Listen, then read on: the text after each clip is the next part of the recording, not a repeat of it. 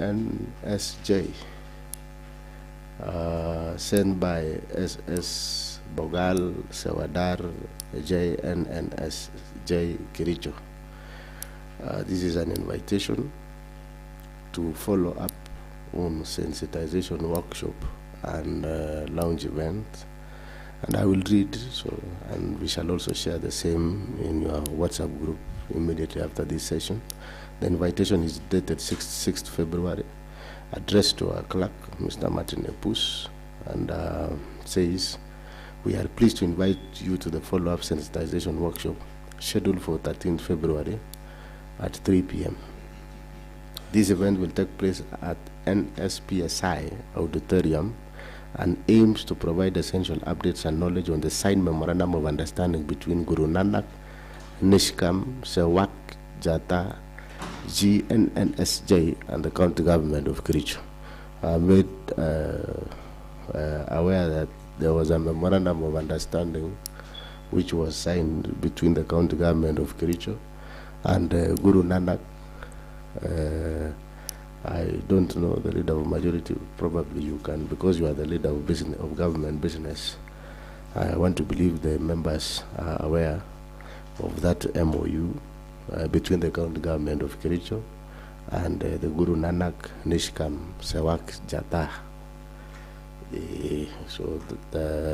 Additionally, we would also like to invite you to the launch of the proposed Nishkam car repair sheds and car wash facility, which will be held on 14th February 2025 a.m. at 11 a.m. near the Kericho Green Stadium. We kindly request you to invite all 48 MCAs of the County Assembly to join us for this important event.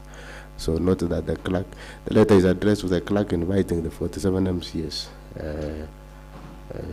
to join them on those events. The speaker is not part of those who have been invited. So if you don't see me, honorable members, don't ask yourselves why. The letter is very specific that the 47 MCAs. Your participation in both events will be greatly valued. We are looking forward to your positive response. Yours faithfully, SS Bogal Sewadar. So that is an invitation based on the arrangements that they have between the county government of Kericho and this GNNSJ. There was an MOU that was signed. So please note that on 13th February at 3 p.m. there will be a launching event. And then on 14th February, 11 a.m., the matter of Nishkam car repair sheds and car wash facility. Please note that accordingly. Next is I have a number of quarterly financial and non-financial reports. This is from the Department of Finance. Number one is we have quarterly report and financial statements for the financial year ended 31st December 2024. That is the one for emergency fund, mortgage scheme, and car loan scheme for the executive. This is submitted by the CC in charge of finance, the Honorable Jackson Drop. So these three quarterly reports, both quarterly financial and non-financial, is hereby committed to Committee on Finance and Economic Planning so that they can look into it as per our standing orders. So the Chairman, Finance, if you are in the House, please note those reports so that you can follow it up.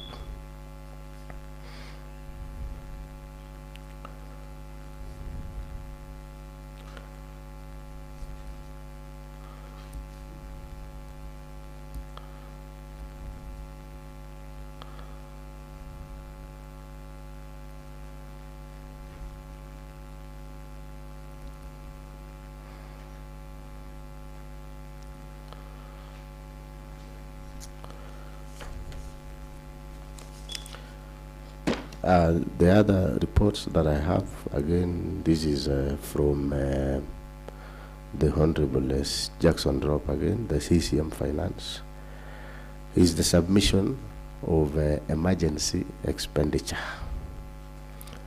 And this is the Kericho County Emergency Fund, copies of 3 payment vouchers for financial year 2024-2025 as required by section number 10 of 2024 of Kericho County Emergency Acts 2014 for your necessary action. So this is also submission of the expenditure under the emergency fund as envisaged by the Kericho County Emergency Act of 2014. Again, it is hereby committed to the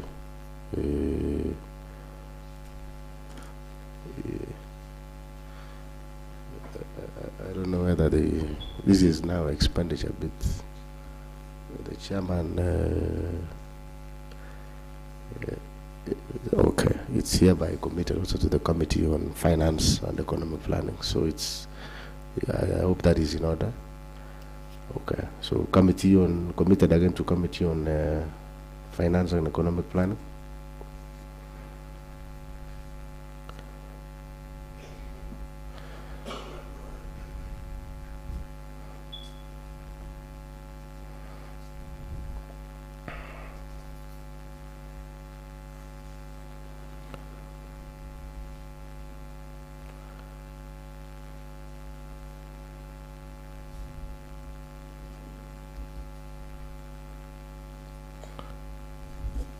So the Honorable Chairman, the Honorable Kiprotich Rogon, so you have some 2 payment vouchers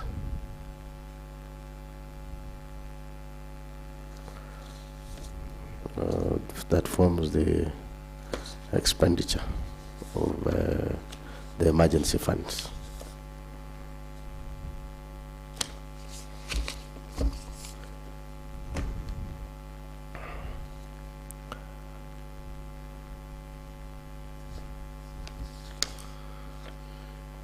The other submission of quarterly, this is now submission of quarterly report and financial statements for the period ended September 30th, 2024. This is the first quarter. They are now submitting it. And this again is to finance and economic planning. This is the quarterly report for the period ended 30th September 2024. Quarterly reports. I know by now we should be expecting the one for the second quarter. Even the one for the second quarter should be here. And again, it is also committed to Finance and Economic Planning Committee led by Honorable Rogon. We also have another communication.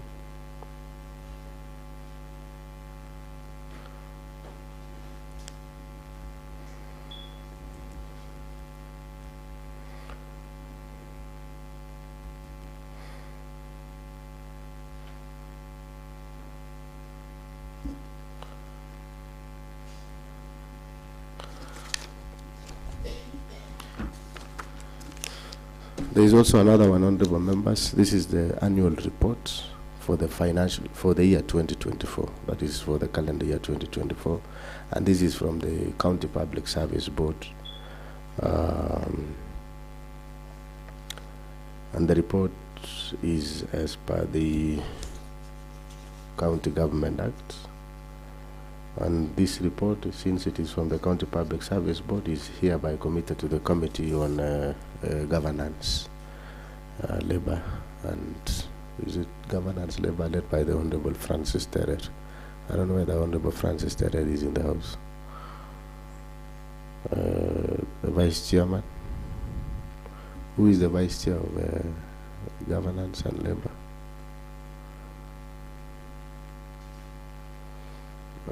The Honorable Martin. So please note this so that you can inform your chair, so that you can proceed with it as per our standing orders.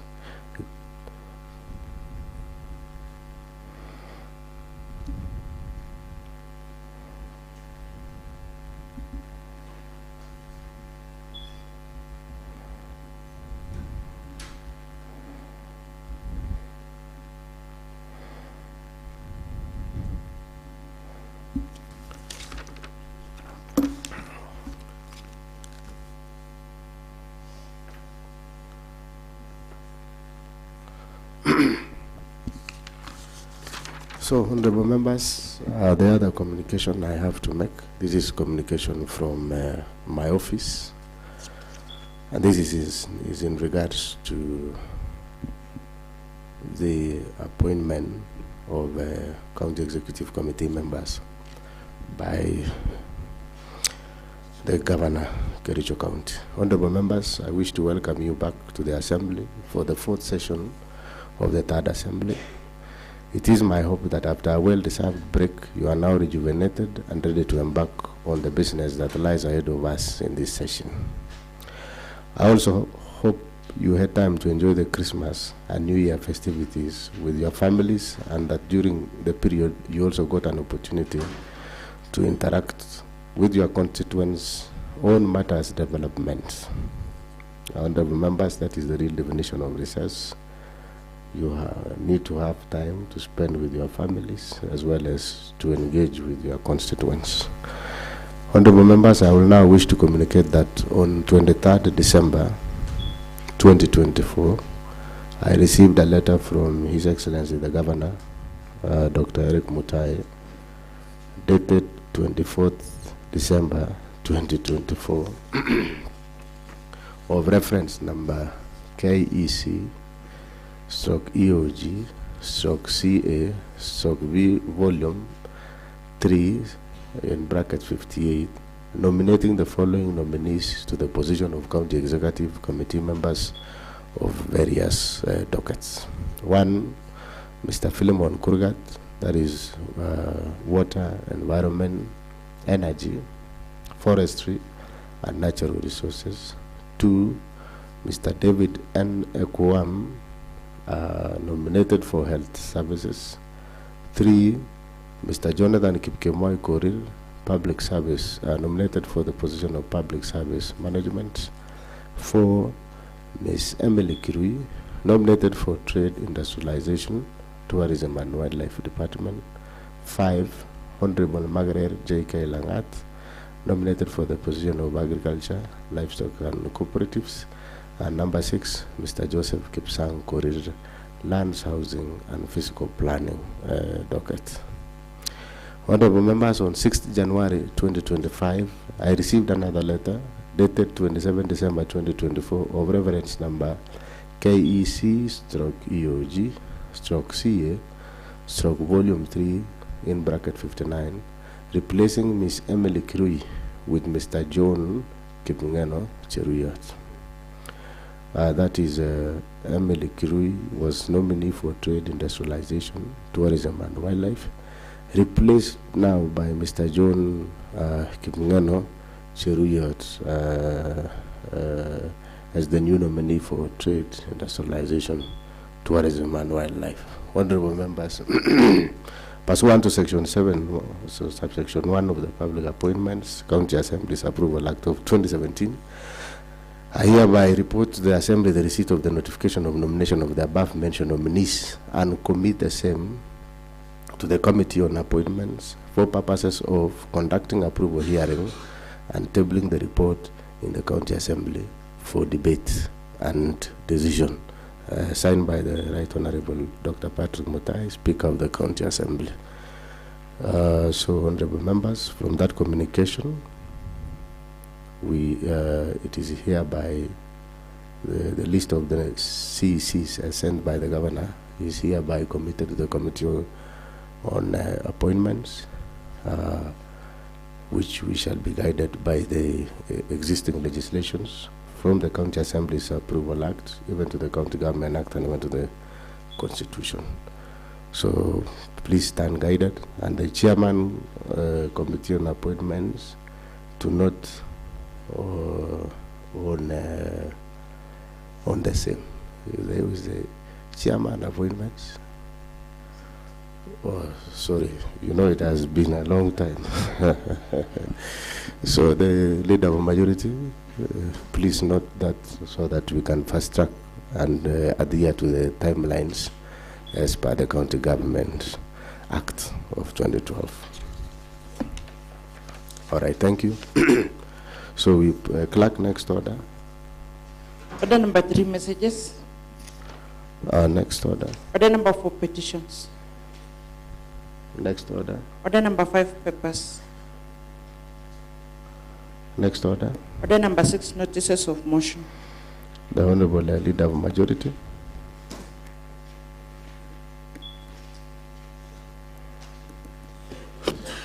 Thank you very much, Mr. Speaker. Maybe before I give the notice of motion, Mr. Speaker, allow me to welcome the honorable members back to the 4th session, Mr. Speaker, that begins today, Mr. Speaker. And I know this 4th session, Mr. Speaker, will be running up to February 9th of 2026, Mr. Speaker. To mean we will only remain with only one session, Mr. Speaker, to go back to election time, Mr. Speaker. Mr. Speaker, allow me now, Mr. Speaker, I now beg to move a notice of motion that this House approves the calendar of the County Assembly for the 4th session, February 2025 to February 2026. Thank you very much, Mr. Speaker. All right, thank you, the Leader of Majority.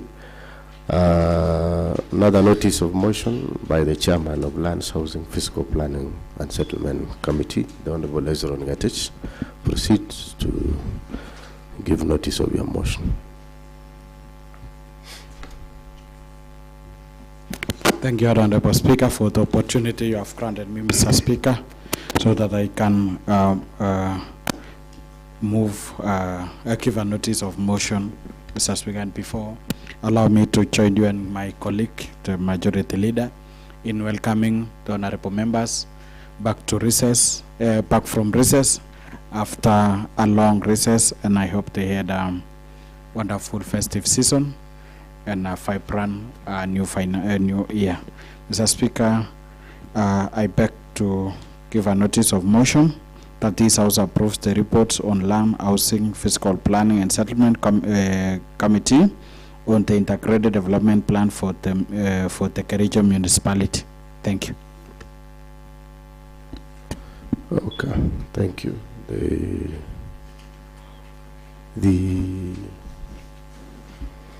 That is the Chairman of Lands, Housing, Fiscal and Planning and Settlement Committee, the Honorable Hezron. Clerk, next order. Order number 7, questions and statements. Next order. Order number 8, motion by the Majority Leader. The Honorable Philip Rono, the Leader of Majority. You can now move your motion.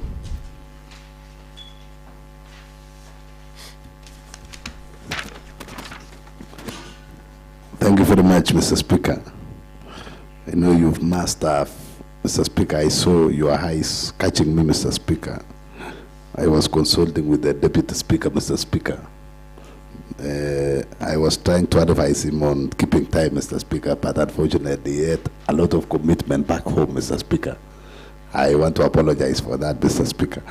Mr. Speaker, allow me to move the motion that this House approves the calendar of the County Assembly of Kericho for the 4th session that will be running, Mr. Speaker, from February 2025, that is today, Mr. Speaker, to February 2026, Mr. Speaker. And Mr. Speaker, the session will be running this way, Mr. Speaker. You will allow me to read up there, Mr. Speaker, that regular sessions of the County of the Assembly, February to December 2025. It is notified for the general public that pursuant to Standing Order number 28 of the County Assembly Standing Orders and by a resolution made on the 11th day of February 2025, the County Assembly approved its calendar, regular sessions for the 4th session 2025 as set out in the schedule.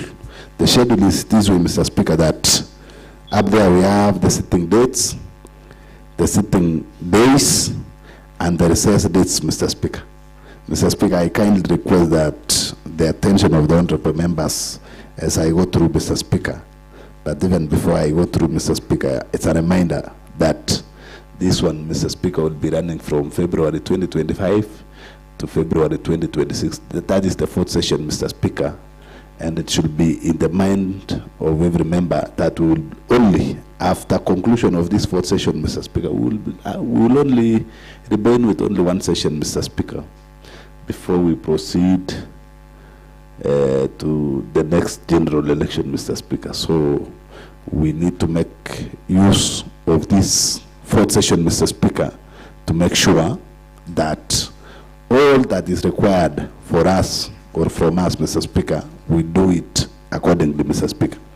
Mr. Speaker, from 11th February 2025 to 12th March 2025, we will be sitting on Tuesdays morning and Tuesdays afternoon, Mr. Speaker, and Wednesdays morning and Wednesdays afternoon, Mr. Speaker.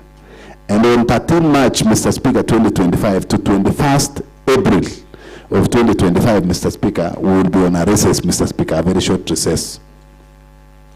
Mr. Speaker, on 22nd, that is after resuming from the first recess, Mr. Speaker, on 22nd April 2025 to 21st May of 2025, Tuesdays morning, Tuesdays afternoon, Wednesdays morning and Wednesday afternoon, Mr. Speaker, we will be sitting, Mr. Speaker. And on 22nd May 2025 to 23rd June of 2025, we will proceed for the second short recess, Mr. Speaker.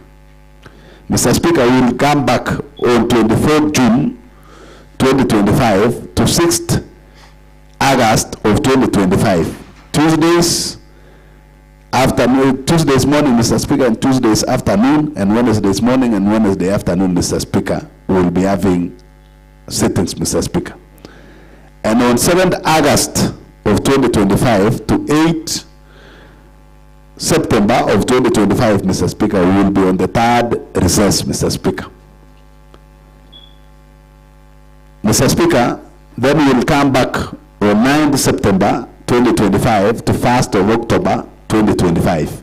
Tuesdays morning and Tuesdays afternoon, and Wednesdays morning and Wednesday afternoon, Mr. Speaker, we will be sitting on sessions, Mr. Speaker. Mr. Speaker, then we will proceed on a fourth recess, Mr. Speaker, on 2nd October 2025 to 3rd November of 2025. Then we will come back, Mr. Speaker, for a final one in the fourth sitting, Mr. Speaker, on 4th November 2025 to 3rd December of 2025.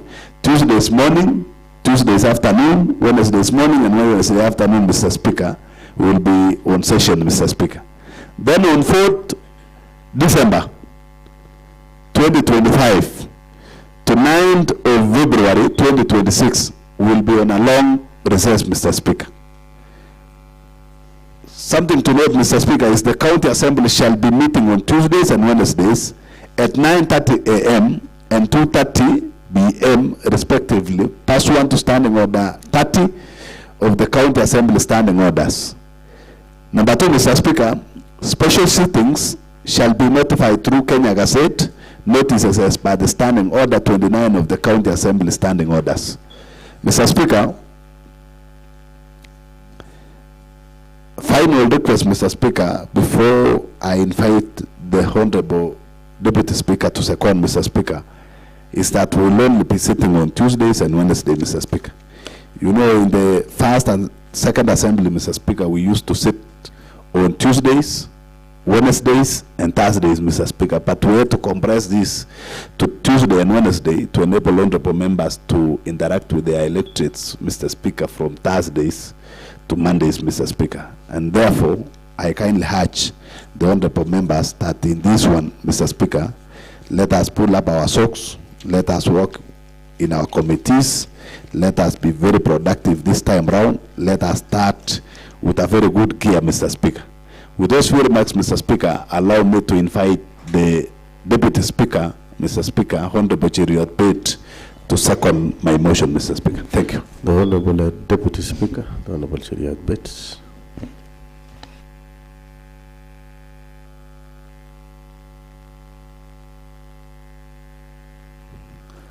Thank you, Mr. Speaker, for giving me this opportunity, and by extension, the great people of Ainamoi, Mr. Speaker, to second this very important motion concerning the calendar of the County Assembly, Mr. Speaker. Mr. Speaker, before that, Mr. Speaker, allow me, Mr. Speaker, to take this golden opportunity to also join my majority leader in welcoming, and of course joined you in welcoming the members to this fourth session, Mr. Speaker. I know we've had one of the longest recess, Mr. Speaker, that spanned from the entire December and January, Mr. Speaker. Mr. Speaker, I want to also remind ourselves that, as the majority leader has rightly put it, Mr. Speaker, that we will still have another final fifth session, Mr. Speaker, before we go back to the electors, Mr. Speaker, to seek a fresh mandate from them, Mr. Speaker. Mr. Speaker, I know, Mr. Speaker, we have done a lot in this recess, Mr. Speaker. One of the reasons why we have recess, Mr. Speaker, is so that you get an opportunity, Mr. Speaker, to interact with the electors, Mr. Speaker, during that recess, so that as we now come to the county assembly, Mr. Speaker, on a day like this, Mr. Speaker, we will have business to transact, Mr. Speaker, and of course, you know, by interacting with them, you will know the needs of those electors, Mr. Speaker. I am convinced, Mr. Speaker, that we did that in the long recess, and that the committee that you chair, the House Business, Mr. Speaker, will be full of, you know, tray of issues that the honorable members collected from the people, Mr. Speaker, because that is the main objective why we go on recess, Mr. Speaker. Secondly, I know there are also motions, statements, and legislations that are lined up out of the long recess that we went, Mr. Speaker. Mr. Speaker, I may not have much to say, Mr. Speaker, but to second the motion that we approve this calendar, Mr. Speaker. In this calendar, Mr. Speaker, we have around 4 short recess, Mr. Speaker, a recess that goes for like 2-3 weeks, Mr. Speaker, and now one of the longest recess, just like the one that we came from, Mr. Speaker, that will begin from 4th of December and 9th to 9th February 2026, Mr. Speaker. This calendar, Mr. Speaker, I am very sure that we are going to use this session, the fourth session, Mr. Speaker, to enhance and escalate our oversight, Mr. Speaker, legislation and representation, Mr. Speaker, and also try as much as possible to be very tough on the executive, Mr. Speaker, especially on the implementations of the project, Mr. Speaker. Mr. Speaker, just to name that this financial year's budget, Mr. Speaker, has not been fully, you know, rolled out, Mr. Speaker. So I want to urge each and every committee, Mr. Speaker, that we should be very vigilant and tough in the departments that we head, Mr. Speaker. Mr. Speaker, also, we will also make sure that as the chair liaison, Mr. Speaker, we will make sure that we generate each and every committee that gets an opportunity to do a meeting outside the presence of the county assembly, Mr. Speaker, tables a report. So I want to assure you, Mr. Speaker, that we have several reports that are lined up for tabling because of the various meetings that we did approve outside the presence of the county assembly. Otherwise, members, we approve this calendar, and you know, God would bless the county assembly of Kericho and the people of Kericho. Thank you very much, and I second. All right, thank you, the Honorable Leader, the Honorable Deputy Speaker, for seconding the motion. Just before I open the floor, is that this, as you have seen the recess dates, or you have noted, is that there is the upcoming legislative summits to be held somewhere in March. That is why, and also there is the issue of the Easter holiday and in between there. Secondly is the aspect of just to communicate to the House that we shall be having Bunge Mashinani in this fourth session through our special sittings, and we shall be sitting with leadership, and then we plan on the same. So I now propose the question that this House approves the calendar of the County Assembly for the fourth session, February 2025 to February 2026. And the floor is open for contribution and debate. The Honorable Eric B.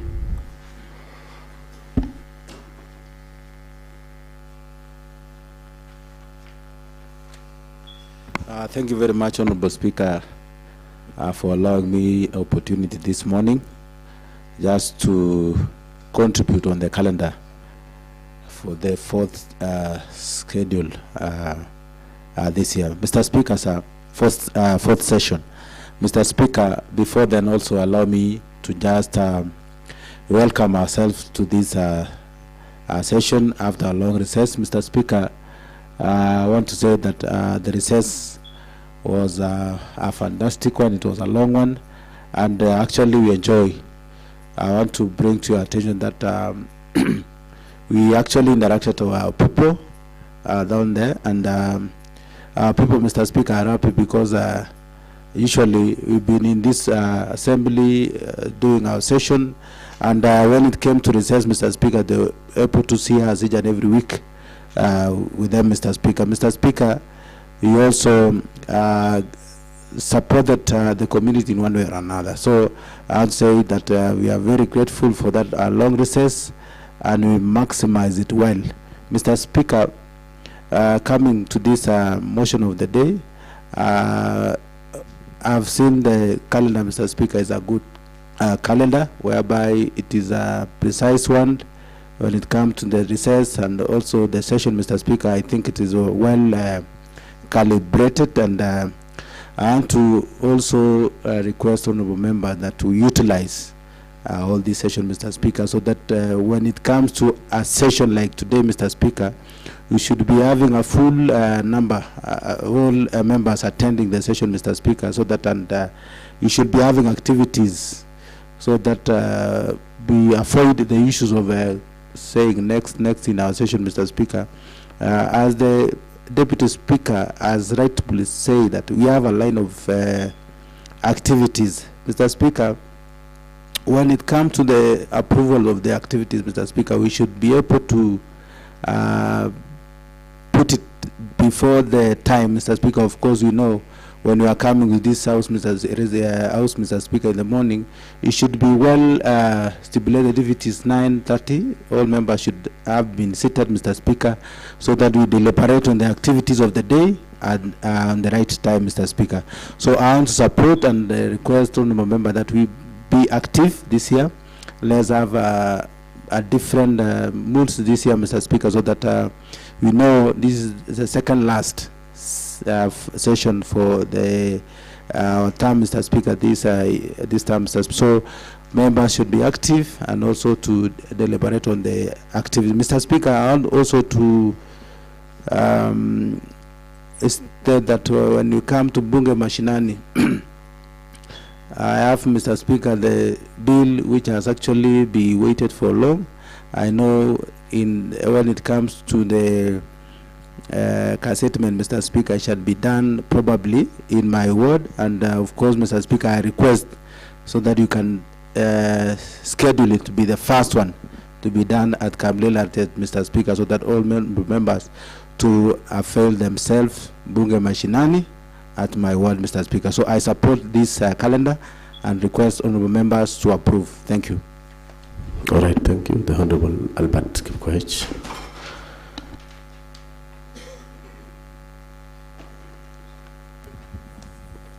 Okay, thank you, Mr. Speaker. Mr. Speaker, I will start by saying that I've seen this calendar as a good calendar, but I have a lot of reservations, Mr. Speaker, of which later on I'll request that we defer this discussion until some of the things that I've seen is rectified. Mr. Speaker, I want to take you to the dates of recess from 13th March 2025 to 21st April 2025. Mr. Speaker, I want to inform you that we will be receiving CFSP on 28th February. And of course, you know that it has a strict timeline of 14 days. So if we will be in recess at this time, Mr. Speaker, it means that now we will not be able to approve that document. The Speaker will also take you to the second recess date from 22nd May 2025 to 23rd June 2025. Remember, Mr. Speaker, also that this is the time whereby we are dealing with the budget estimates. And of course, so that we cannot be having issues of special sitting and avoid it, I would request that now this one is reviewed, reconsidered to be basically in July. Another issue, Mr. Speaker, is that if you can see these recess dates, mostly they are running for a month instead of 2 weeks or 1 week, of which a small mathematics will be out in this fourth session for more than 6 months. So, Mr. Speaker, maybe I will humbly request that reconsider my suggestion. We defer, go look at it, and then after that you bring it forward for approval. Otherwise, thank you, and I'll request majority to also look at it. Thank you. The floor is still open for discussion. The one for 13 to 21st, the reason why there is a different, there is a, as you can notice, it's over a month, is that number. There are two important functions there. Number one is there is the Easter holiday, and secondly, there is the legislative summit, which should be coinciding with the, I don't have with me here, probably you can relook at that, and then maybe the leader of majority will explain, especially on 13 to 21st. It's because of flurry of some activities there. The Honorable Kiproti Chiragon.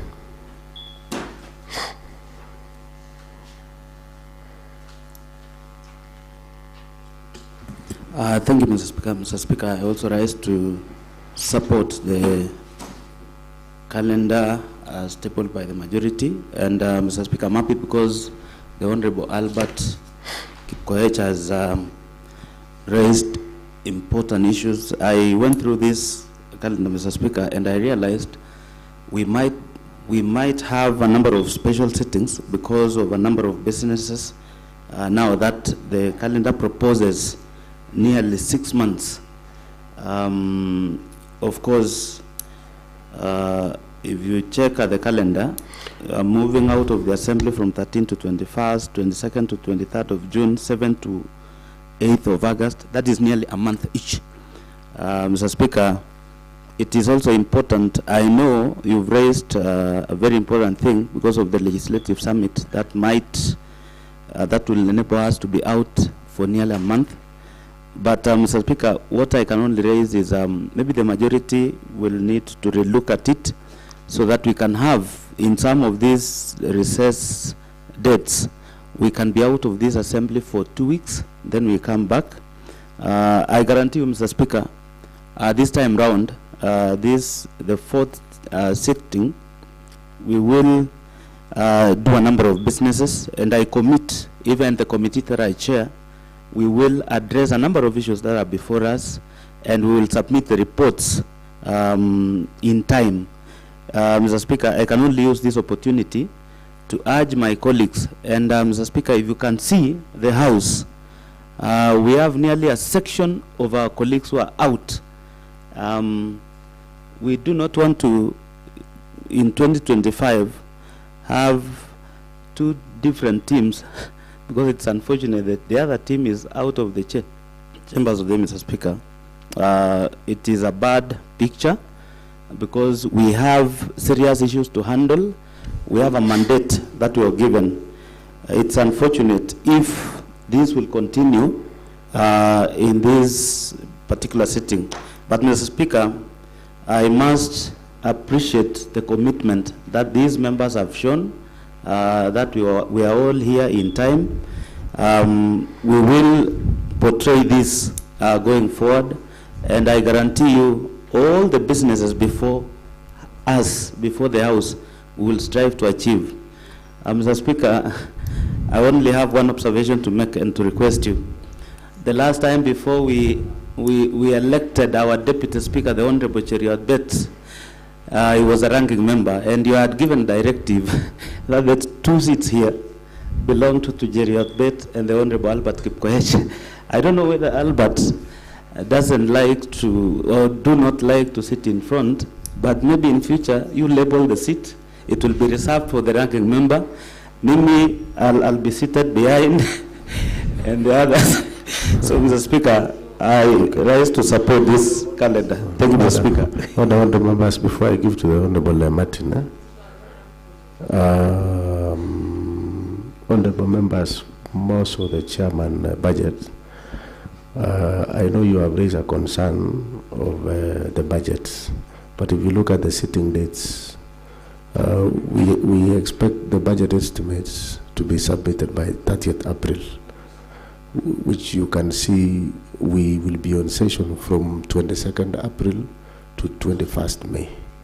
Whatever you will be doing, basically on that date of recess, which is 22nd May to 23rd June, is also committees.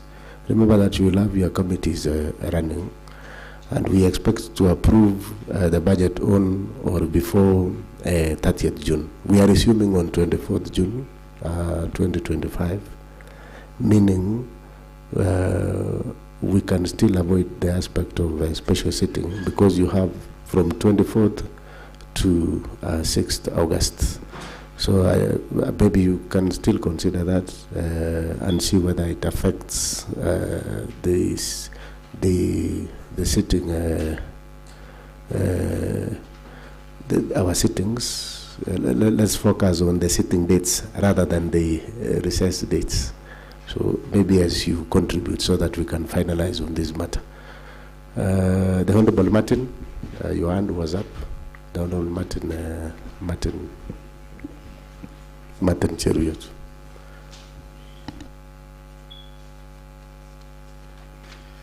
Thank you, Mr. Speaker, sir, for giving me this opportunity. Also, and by extension to the people of Kapugawet, whom I represent. And before I second,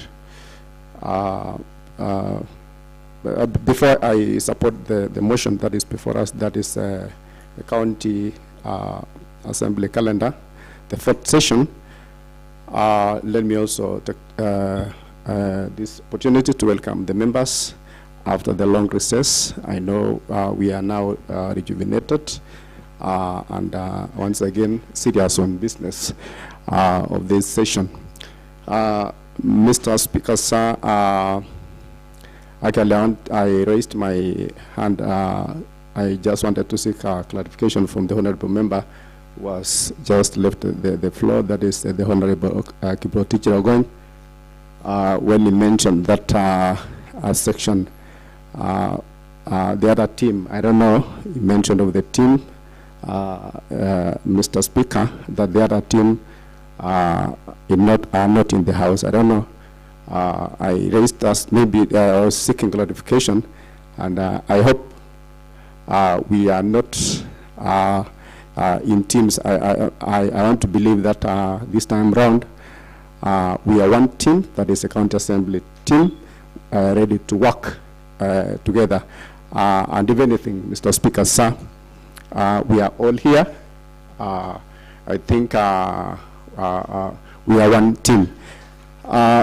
Nevertheless, Mr. Speaker, I want to support this calendar, that because we've come from a long recess, and having met with the electorate, there are some many issues, and I know I want to urge the members that this time we be serious, so that we deliberate and deliver to our electorates, especially now this fourth session, because this is the time that time now is running up.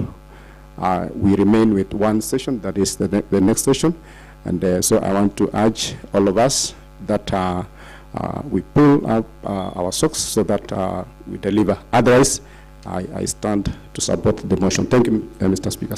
All right, thank you, the Honourable Martin. Before I give to the Honourable Albert, Honourable Drogon, I refer you to Standing Order Manam 98, which is a responsibility for statement of facts. You know, you did mention about the teams, which the Honourable Martin seeks clarification, and just to read is 98.1, a member shall be responsible for the accuracy of any facts which the member alleges to be true and may be required to substantiate any such facts instantly. I direct that you substantiate the mentioning of the teams in this assembly. Mr. Speaker, while I stand with the remarks that I made before this House, Mr. Speaker, remember we had team 31 and the other team 16.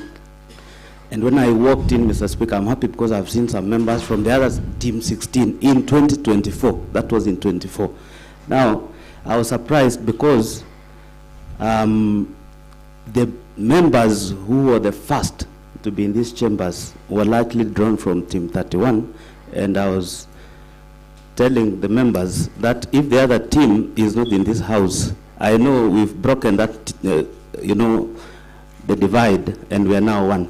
So, Mr. Speaker, I apologize if I offended any member, but I gave an observation because it was unfortunate. The Honorable Martin and Honorable Irene, though Honorable Irene was on loan to the other team, but Honorable Martin was fully on this other team. Thank you. Order, the Honorable Rogon, the Honorable Rogon, you are out of order, and for purposes of us proceeding, I'll direct that you withdraw your remarks because you know we are one assembly. So the other things that have been happening has been happening outside the House. Thank you, Mr. Speaker. Mr. Speaker, I apologize and I withdraw. Thank you. Right, so that we can proceed. And on the matter that you have raised, I've heard Honorable Martin also. He was very clear on the commitment of all the MCAs to do their work, which is very important. Let us not remind you of your roles. Your roles are very clear. There are only 3 as per the Constitution. So it is up to you whether you want to play that role or not. Remember, choices have consequences. If you decide to do it, fine. If you don't want to do it, it is up to you. Honorable Albert.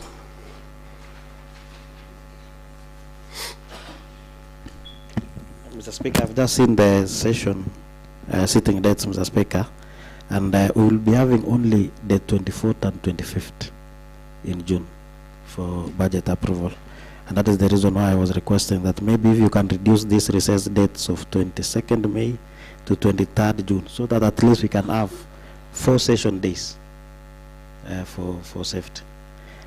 For example, Mr. Speaker, if you can look at this, your calendar, we'll be having session on 24th, which is on Tuesday, and then 25th, which will be on Wednesday. Then after that, now, other days will not be session days. And then, Mr. Speaker, the reason why I'm also requesting that we relook at the recess dates of the first recess dates, Mr. Speaker. 28th of February, the date that we are supposed, that the executive is supposed to give us county fiscal strategy paper is on Friday. So which means you'll commit that CFSP on Tuesday, 5th. So in 14 days run, we will only be having 10 days. And in those 10 days, we will be only having 5th and 6th. Of course, which 5th will be the commitment date. And then we start the process on 6th. And then we'll only be having the next week, Tuesday, 12 or 13, to approve. Imagine what will happen at that time. And if in case there will be back and forth, especially now that the House is not fully healed, to be sincere. So, Mr. Speaker, just to look at it, if we can have 4 sessions in June, the better. And maybe this was the first one. Because of the legislative summit, we may agree with the first recess dates. Thank you, Mr. Speaker. All right, thank you, Honorable Albert, for that concern. Yes, I have seen the hand of Honorable Cheriot Bates. So, Honorable members, basically what the Honorable Albert is proposing is that we amend the calendar. So we've got 2 options. Either we propose an amendment here, or we adjourn the debate, and then we'll come and discuss in the next sitting or even for a few minutes. However, let me listen to the other honorable members. The Honorable Cheriot Bett.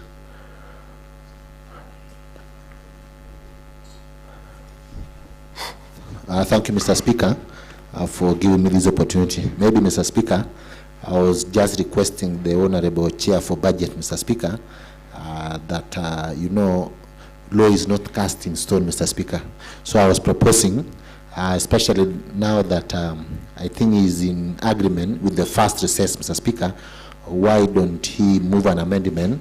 Because, you know, this is a chair of a very powerful committee in this county, Mr. Speaker.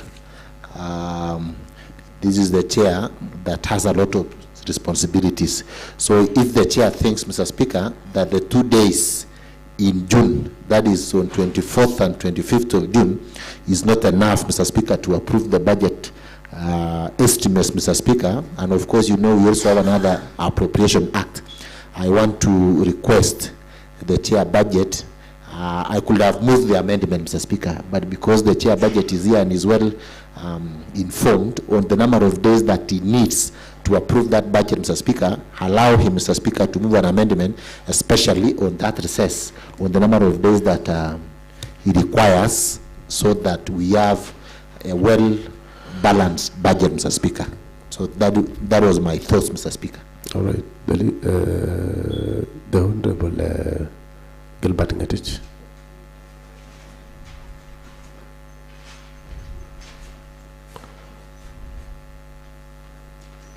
Okay, thank you, Mr. Speaker, sir, for giving me this opportunity. And maybe, Mr. Speaker, Honorable Speaker, is to start by welcoming honorable members that we also start this fourth session with seriousness, Mr. Speaker. Despite what Honorable Rogon said, Mr. Speaker, all of us have an assignment in this particular house to represent the people who really elected us through thick and thin.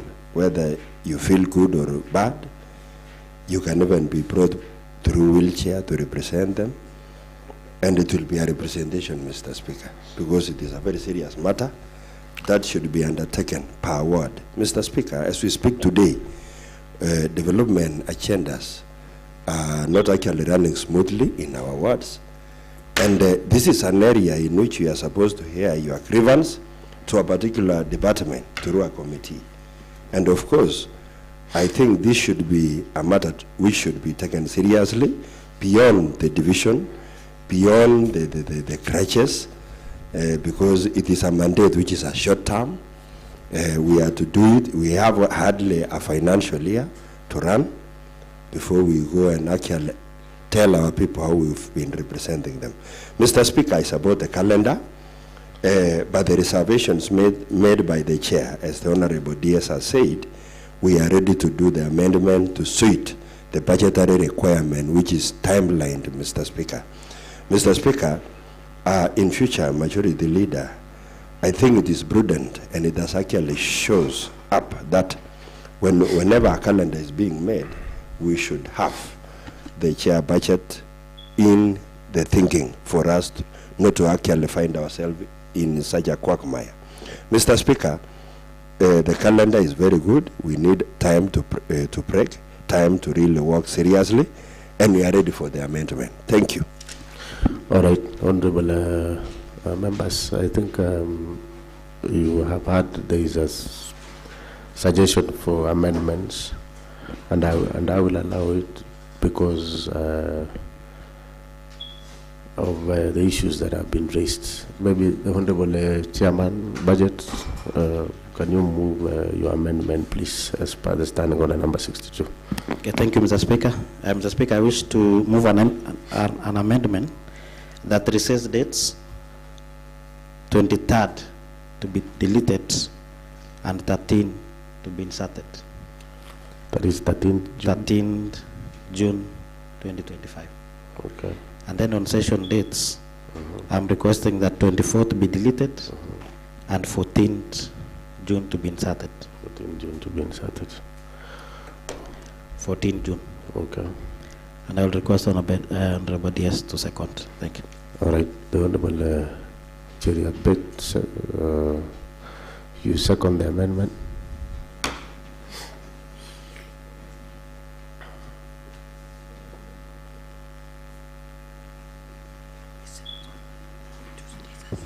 Thank you, Mr. Speaker.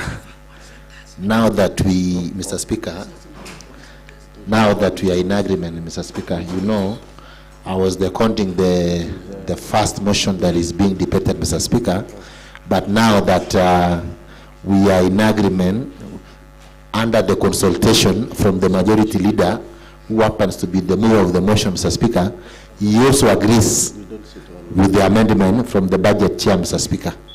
So, Mr. Speaker, I want to request the mover of the motion so that this motion does not die, Mr. Speaker.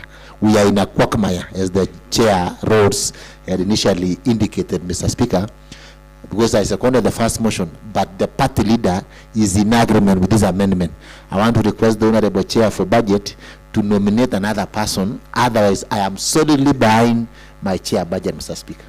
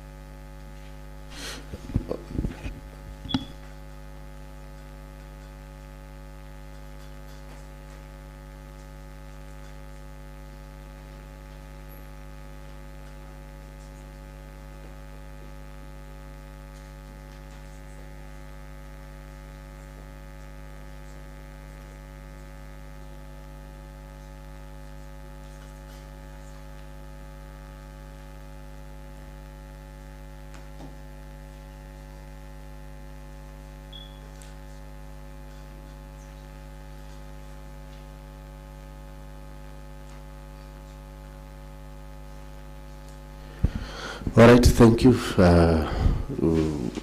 Honorable members, just to remind you that as per the motion by the leader of majority, our sittings is on Tuesday and Wednesday.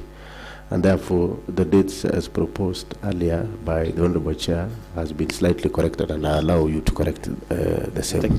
Thank you, Mr. Speaker. Mr. Speaker, I heard in terms of dates, 23rd, June 2025, the dates 23rd will be deleted and replaced with the word with the date 16th. Okay. And then on the other one, we will replace it with 17th. Otherwise, thank you, Mr. Speaker. And there was a suggestion done by DS on who to second. So allow me to request Honorable Eric B to second. Thank you. All right. The Honorable Eric B. Mr. Speaker, once again, thank you. I want to second the amendment. Thank you. Okay, thank you. Now, honorable members, I now put the question that the calendar be amended by deleting 23rd and then inserting 16th, which will be June 2025, and at the same time, on sitting dates, you delete 24th June and insert 17th June 2025. The floor is open, and of course, having been a form of a discussion, I now rise to put the question, which is that this House approves the amendment as proposed, that we delete 23rd, replace it with 16th June 2025, and that is under the recess dates and the sitting date. We delete 24th June, replace it with 17th June 2025. Will as many as are of that similar opinion say aye? Will as many as are of that contrary opinion say nay? And the ayes have it. Now that, honorable members, of course, the amendment has sailed through, supported by the majority, which means our question is altered, that this House approves the calendar of the County Assembly for the 4th session, February 2025 to February 2026, with the amendments herein as approved by the House. We were still continuing with the debate. The floor is still open. And if silence means we are in agreement, I therefore call upon the leader of the majority, who is the mover of the motion, to reply. Thank you very much, Honorable Speaker, and my colleagues, honorable members, for a very healthy discussions. And in the same spirit, Mr. Speaker, I still eye them that let's be serious this time around, Mr. Speaker, because we still remain with only one full session to come after this session, Mr. Speaker. So thank you very much, members. Let's proceed like that. Thank you. All right, thank you, the leader of majority. I now rise to put the question, which is that this House approves the calendar of the County Assembly for the 4th session, February 2025 to February 2026, with the amendments that have been approved by the House. Will as many as are of that similar opinion say aye? Will as many as are of that contrary opinion say nay? The ayes have it. Clerk, next order. Order number 9. Motion by the Chairman of Lands, Housing, Physical Planning and Settlement Committee. The Honorable Hezron Ngatich, proceed with your motion.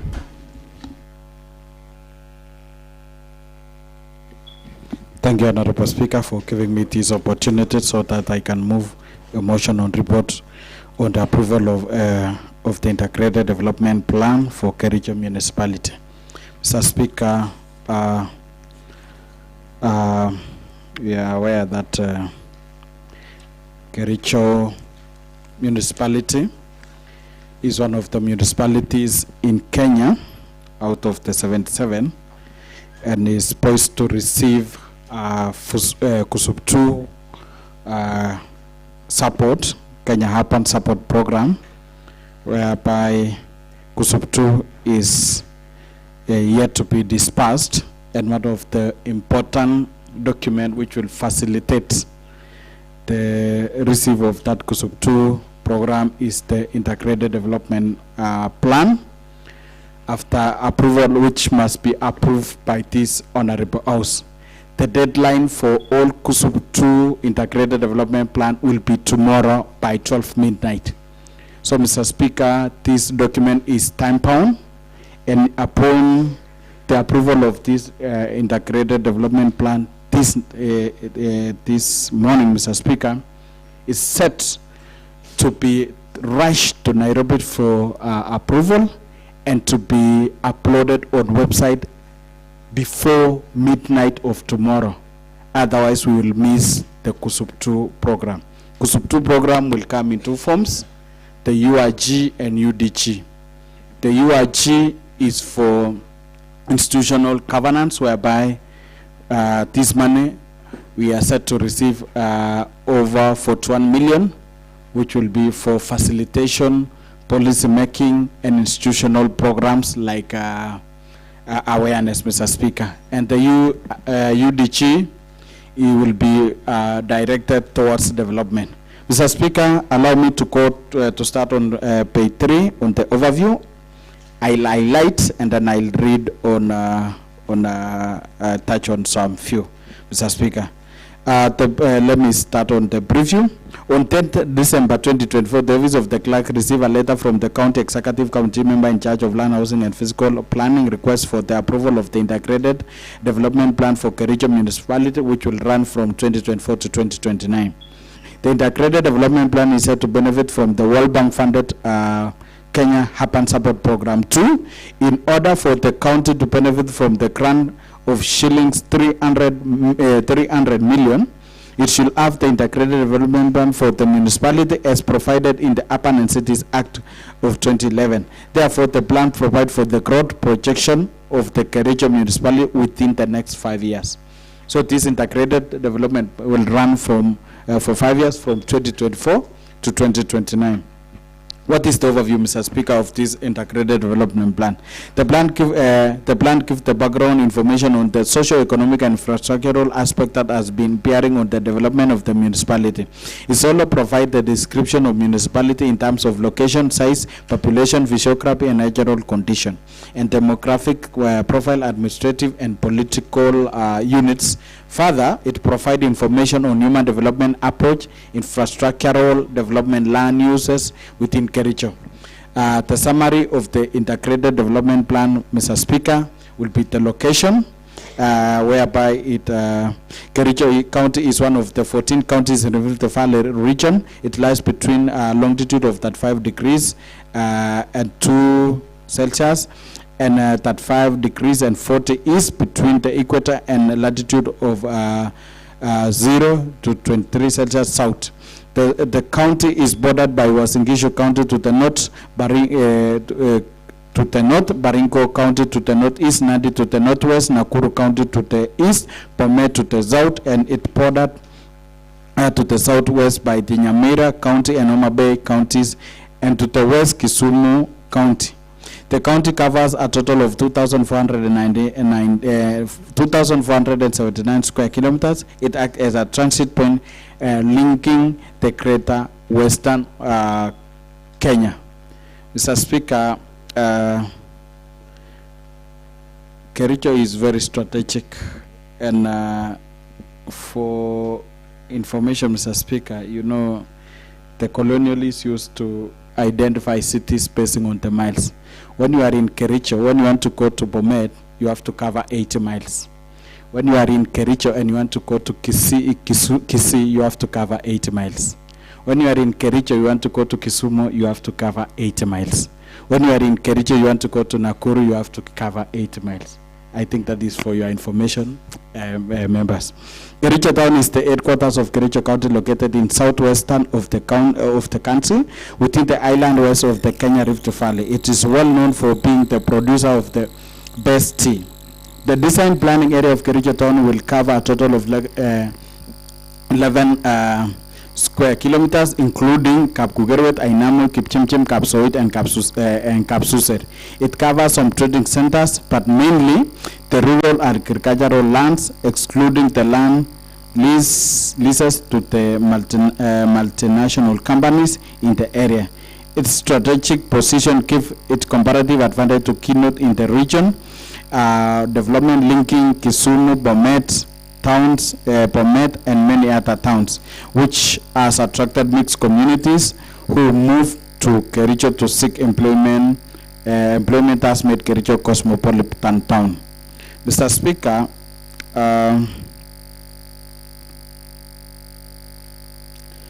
there is an error. It should have been the design planning area of Kericho Town will cover a total of 111 square kilometers. You know, when they say 11 square kilometer.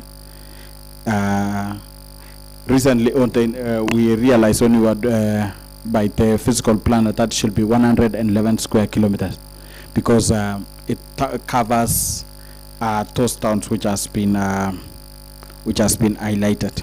Mr. Speaker, population demographic characteristics. According to the 2019 2019 Kenya Population and Housing Census report by the Kenya National Bureau of Statistics, the county's population was 901,777 persons, comprising of 450,071 males and 451,008 females, and 28 intersex representing 49.91% male and 50.01% female. The Kericho municipality had a urban population of 53,800, which is 25,631 were female and 28,169 males, that were projected to be approximately 61,810 by 2027. Socio-economic development. This will include trade, commercial banking, formal commercial activities. Kericho municipality is characterized by both the formal and informal commercial activities. The formal sector is mainly anchored in Kericho town, which acts as both the county headquarters and the main commercial hub.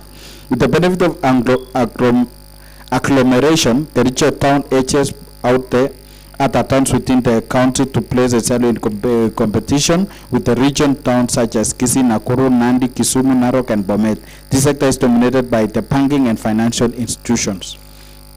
Retail shops, wholesalers, distribution, shopping mall, entertainment, sports, restaurant, agro, and allied industrial activities. Informal commercial activities. Informal commercial enterprises such as Shuakale industry, informal market, timber industry, garages, vending, etc. contribute to the economy of Kericho municipality in a broad way. The enterprises are as well established in urban areas and market centers and are demand driven. Proper measures need to be put in place for municipal board to provide business friendly environment that will enhance sustainable development and improve revenue collection.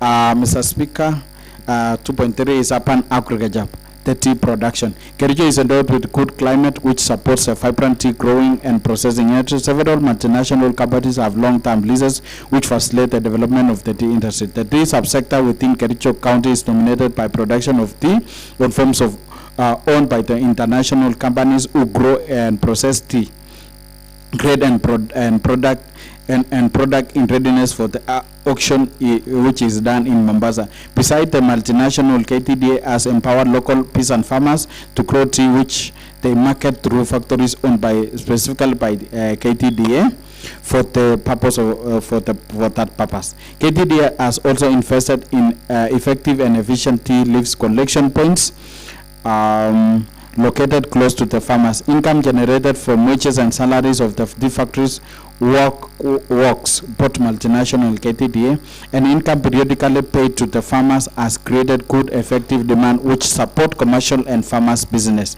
The farmers can afford able to buy their household asset from these resources. The Kenya Tea Board pays annual sales to the county of Kericho. Industrial sector. Kericho has invested mainly in tea industry with sugar and coffee industries coming up. Industries landmarks are up about 5% of the developed land located mainly in the older parts of the CBD. The plan proposes to increase land for industry to 22.5 acres. Light industries. These are the industries such as the furniture, the shoemaking, repair, tailoring, floor milling, Shuakale fabrication, craft and mechanical repairs, among others. They are located mainly in the areas aparting the Kericho Stadium and municipal market. These areas also extend to the river Donyo Associate. Mr. Speaker, we realize that the river next to the stadium, which you cross to Nyakacho, is called Donyo Associate River. There are a number of residential flats that are being put up, competing with the SMEs, effectively pushing them out of this prime location. The minimum plot size proposed under light industries is 0.05 hectares, put into a complex of light industry zone.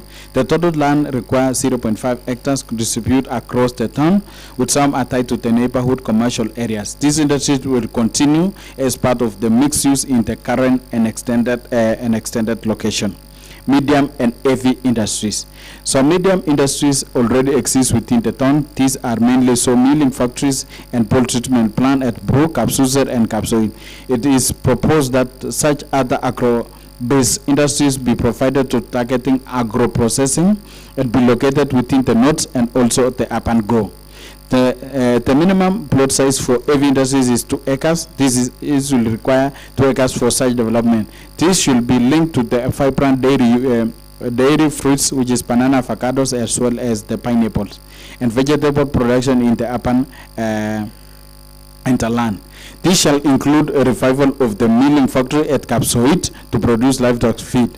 It is proposed that 3 sites to be provided in the nodes to gather for the such industry.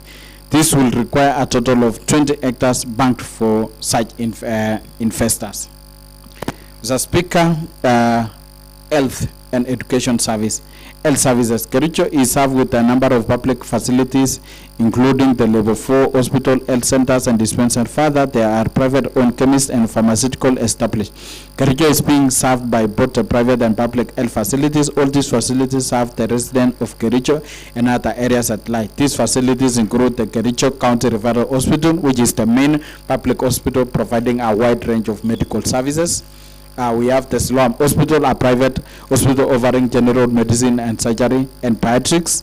South Rift Hospital, another private hospital providing comprehensive healthcare services. The Police GVS Healthcare, a medical clinic offering a consultation, laboratory test, and minor surgeries. These are among the many health facilities, Mr. Speaker. We were able to only single out around 4, but we have many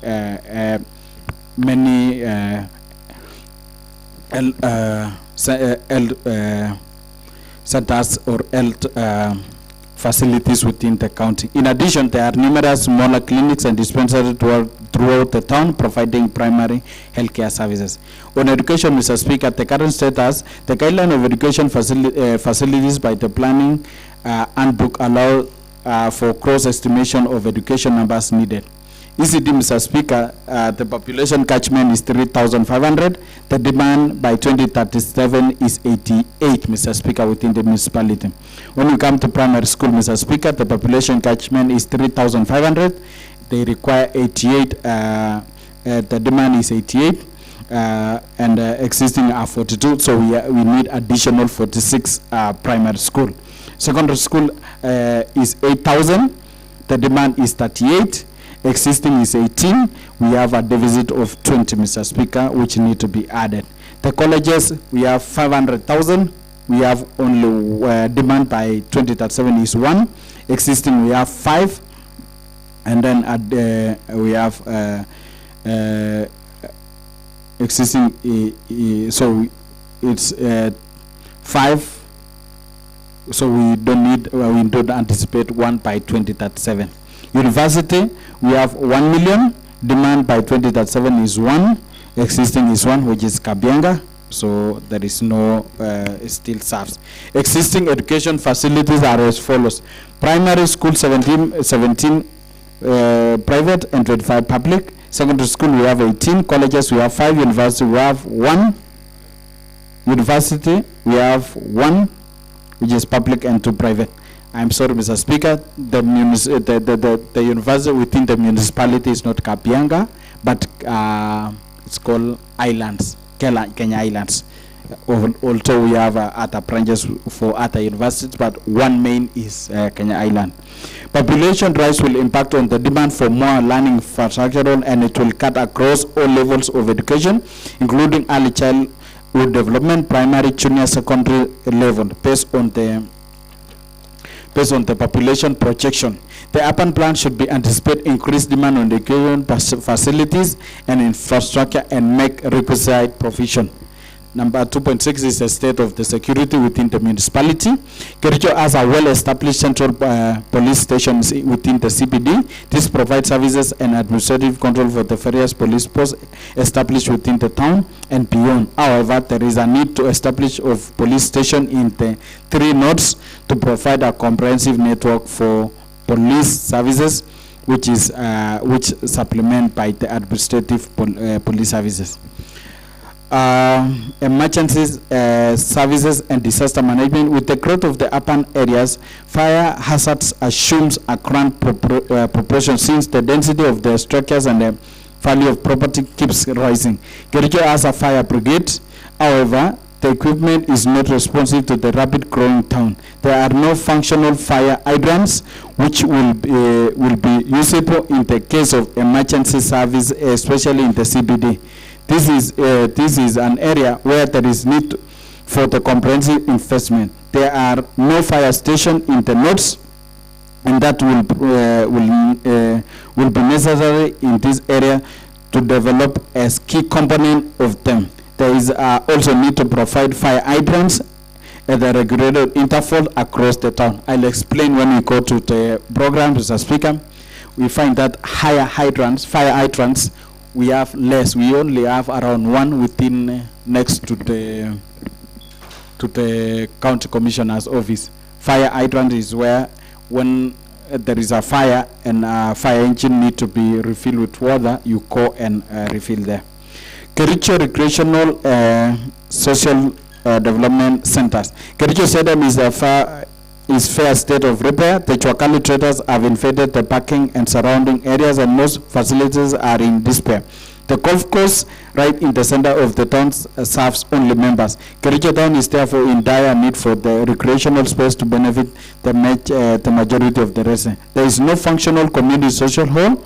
There is one pass park on the northwest of CBD, which is highly congested and also invaded by traders and hawkers. There is public cemetery in the town. Libraries. Kenya National Library has constructed a public library right in the center of the town. There are no other community libraries, library facilities. The public documentation center is found in the government offices. Number 10, land tenure. Kenya National Libraries has constructed a public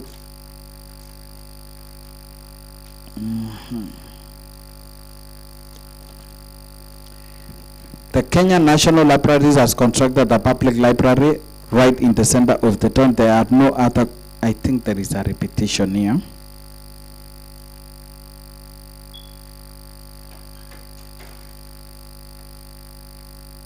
Allow me to skip to 2.11 housing.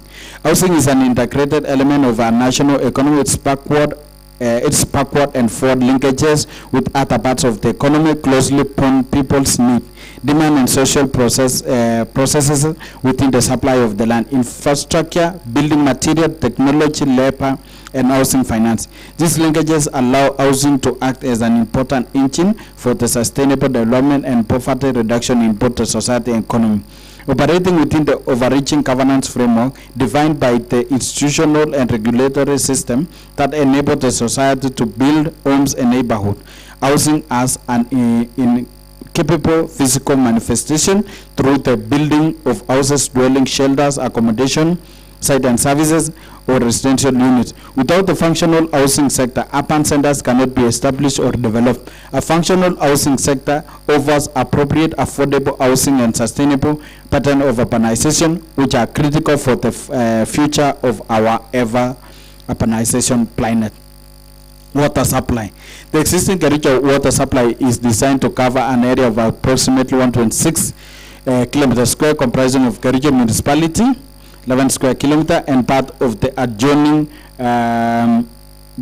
very urban and rural areas. The system was first developed in the 1930s. It has since been expanded in the 1950s, 1970s, and most recently in 1989 to 1991. The existing water supply system is designed to serve the resident living within the municipality. Which Timberlake treatment facility, Kericho town water supply and sanitation system are presently operated and managed by the Kericho Water and Sanitation Company, which is KEWASCO. KEWASCO is a private commercialized company established under the Companies Act, Cap of 486 laws of the Kenya, and wholly owned by the county government of Kericho. The company was incorporated in October 1997. It has been contracted by the Lake Victoria South Water Service Board to operate and manage water and sanitation services within Kericho municipality, an area of 111 kilometers square. The Timberlake system was commissioned in 1991 and is in general in good operation condition. However, most treatment works constructed require rehabilitation, especially relating to the repair works of concrete surfaces affected by the chemical attack, alarm soda ash, and chlorine, so as to ensure the economic operation life of the structure is achieved at least 50 years for concrete structures. Kimugu treatment facility. The Kimugu system is the oldest water supply system serving Kericho. It was initially developed in the 1930s and expanded in 1950s and 1970s. The system is only operated during the dry period when there is a substantial reduction in flow in Timberlake River. The intake and the treatment works are located within Kericho Town CBD, Central Business District. Water produced from the Kimugu system is pumped into the storage tank with the Kericho Town, within Kericho Town. In addition to being pumping system resulting in high operation costs, the Kimugu works are in a very dilapidated state due to the age and poor maintenance. Kericho sensitive area. Environmental sensitive area in Kericho include the wetland system, which is a major feature running through the immediate northern edge of the CBD, in a valley between the CBD and highly populated informal estate of Nyakacho, Matobo, Kimugu River system flowing west along the immediate southern edge of the CBD. With this source in the Mau-East, the river is a source of water for high population within the downstream of Kericho Town, while appreciating that it has not been adversely affected by the urban development. It is a risk in future growth of the, it is at risk in future growth of the town, comprising its sustainability for the social and economic use. Kimugu River also contributes to the water supply of Kericho Town. There are areas with steep slopes, which include the eroded section along Soyet wetlands with up to 15% incline, steep slopes along the Kimugu River, which is between 7 to 10%, habitat slopes on both sides of Kapsoid Market, mild slopes of between 5%, and the western side of Kapsuser Market, with the steepest section being up to 15%. Kericho Town has public green areas set out for public recreational and the rest. Among them include Uru and Moi Gardens. The area provides social values to residents as well as climate and aesthetic moderation of the town, as opposed to concrete features all around. This area should be enhanced, as well to consider creating the same in the satellite towns like Kapkukerwet, Kapsusan, and Kapsoid Market. The estate within the Kericho Town are not only commercial land use, but may also be viewed as landscape features unique to the town and the county in general that should be conserved. The features may also have a touristic value for the town and the county in general. Waste management and disposal site, including the solid waste disposal location and waste treatment plants, are sensitive zones due to the associated environment and public health linkages. While the sewage treatment works are defined, it's not clear what ultimate location are currently earmarked for solid waste disposal. The proposal location need to be delineated as a sensitive areas to appropriate management with aspect to neighboring land use features, environmental features, and overall people welfare. Governance, legislative and political structure. The county assembly is an instrumental in planning process, as they are charged with the task of approving plans and policies to enhance smooth operation and management of resources. Through the policies recommendation in the plan, they may as well enact bylaws by further guide development. The county executive goes ahead to implement the plan through proposed program and project. Mr. Speaker, at this point is so important, considering, Mr. Speaker, there is upcoming mushrooming of slums-like structures within town, Mr. Speaker, and I urge this honorable house to act immediately, Mr. Speaker. When you go to to this road heading to Teps, the initial Teps, or where the Syrian Bank used to be, Mr. Speaker, you will realize there is container structures which has been erected on a road reserve, Mr. Speaker, whereby service lines are passing through, Mr. Speaker. You know, somebody has erected a steel containers where the electricity is. Below it, there is a sewer line, there is a electric cables, there is a sewerage system, Mr. Speaker. But one has installed a building, Mr. Speaker, and constructed a pit latrine again, Mr. Speaker, on a road reserve, Mr. Speaker. And it is very dangerous, Mr. Speaker. And I think it needs a collective wake-up call from these honorable members so that we stop this fight which is coming up. And I think we will act on it. Judicial structure. Judicial functions are fundamental in the governance of jurisdiction.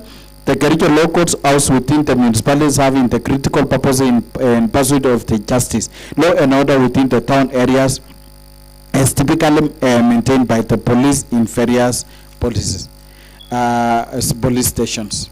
Administrative system.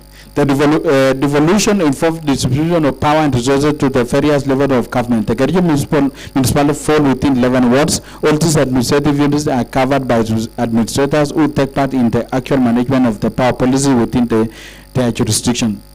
The plan preparation entails a spatial scope ranging from the ward level to the sub-county level. Consequently, public participation throughout stakeholders meeting and administration of the household questionnaire involved citizens up to the sub-location to village level. Transport and infrastructure.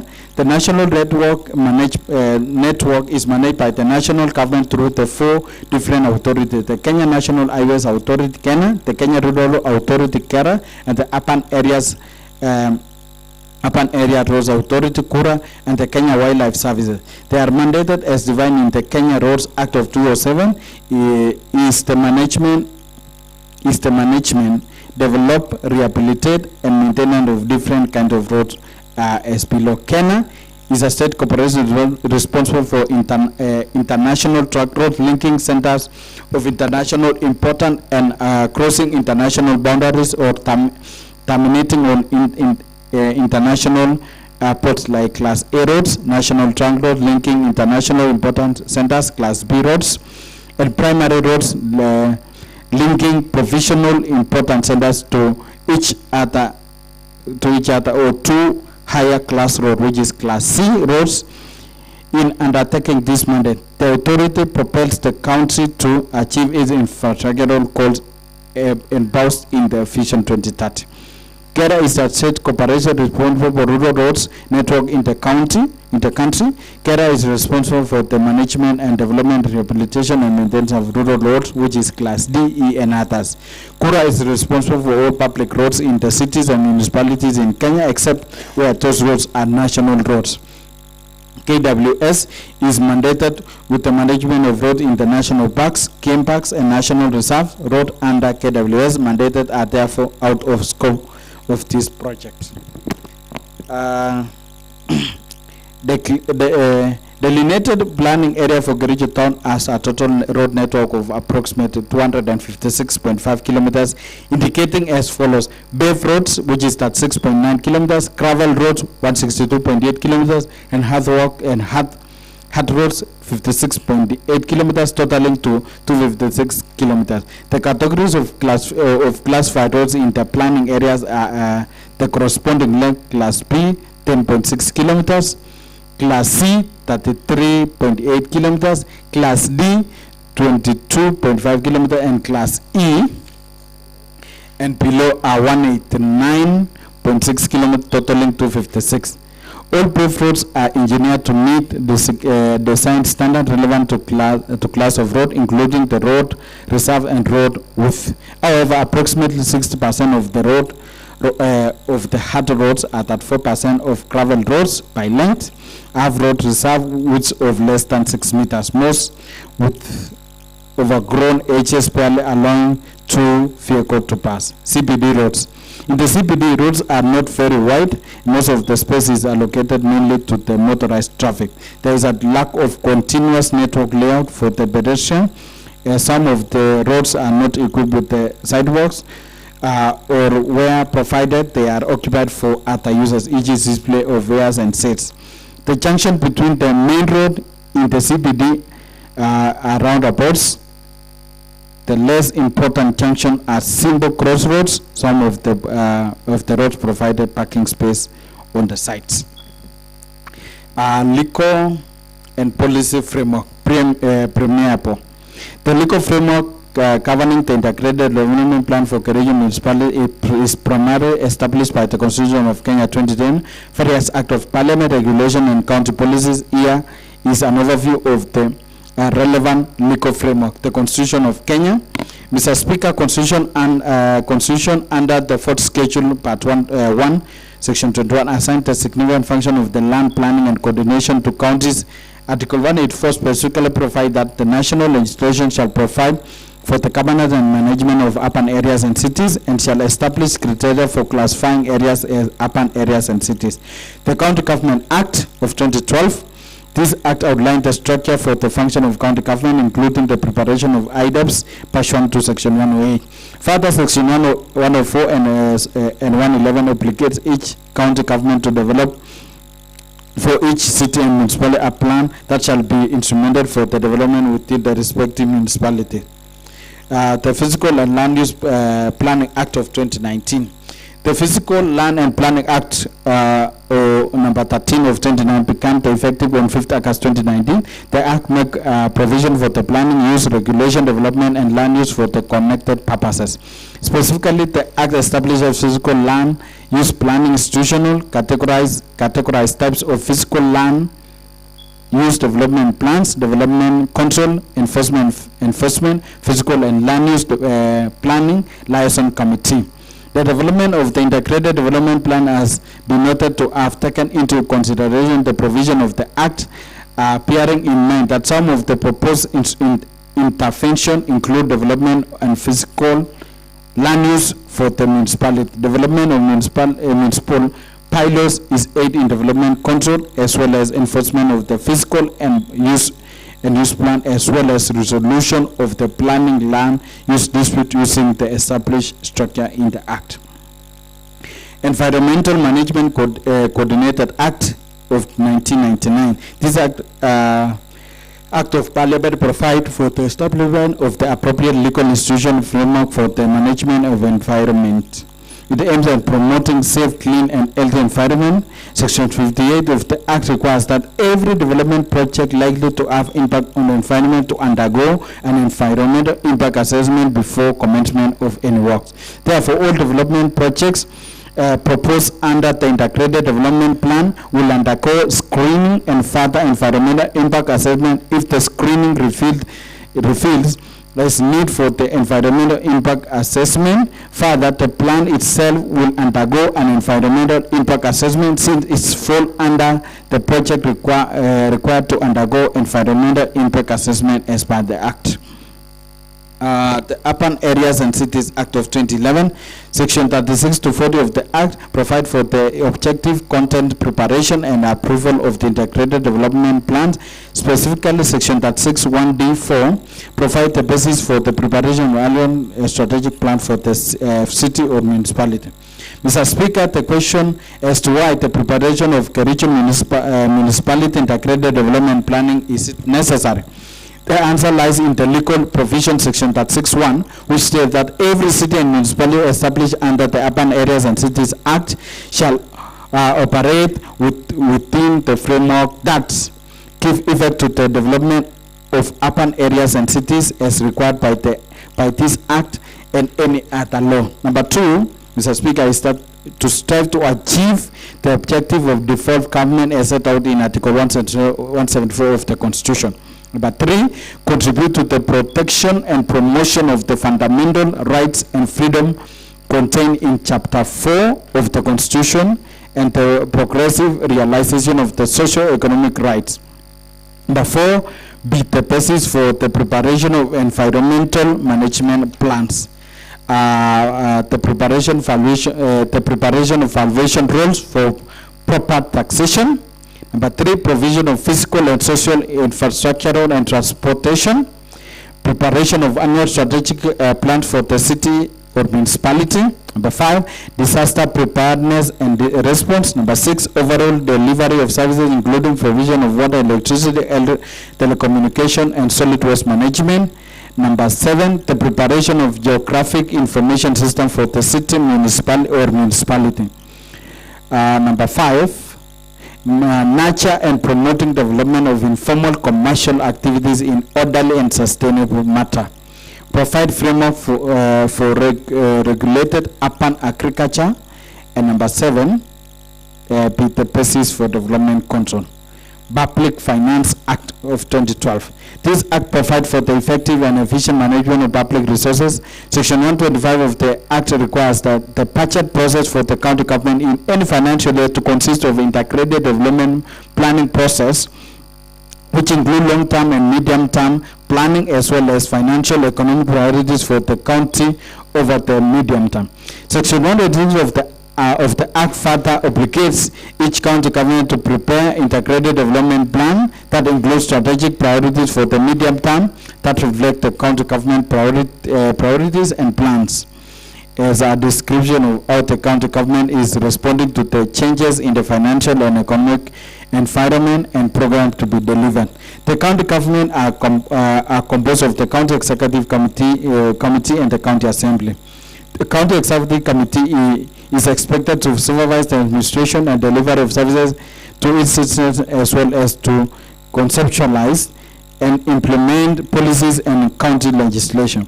The county assembly is a legislative organ and will play an oversight role on all public institutions including the urban areas and cities. The county government are therefore required to prepare the county integrated development plan to enable prioritization of socio-economic development issues at the local level. This is mandatory before funding of the county projects and program. Kenya Vision 2030 and Medium Term Plan. Session paper number 10 of 2012 of Kenya Vision 2030 is the national policy economic blueprint that entrenches Kenya Vision 2030 as the long-term development strategy for Kenya.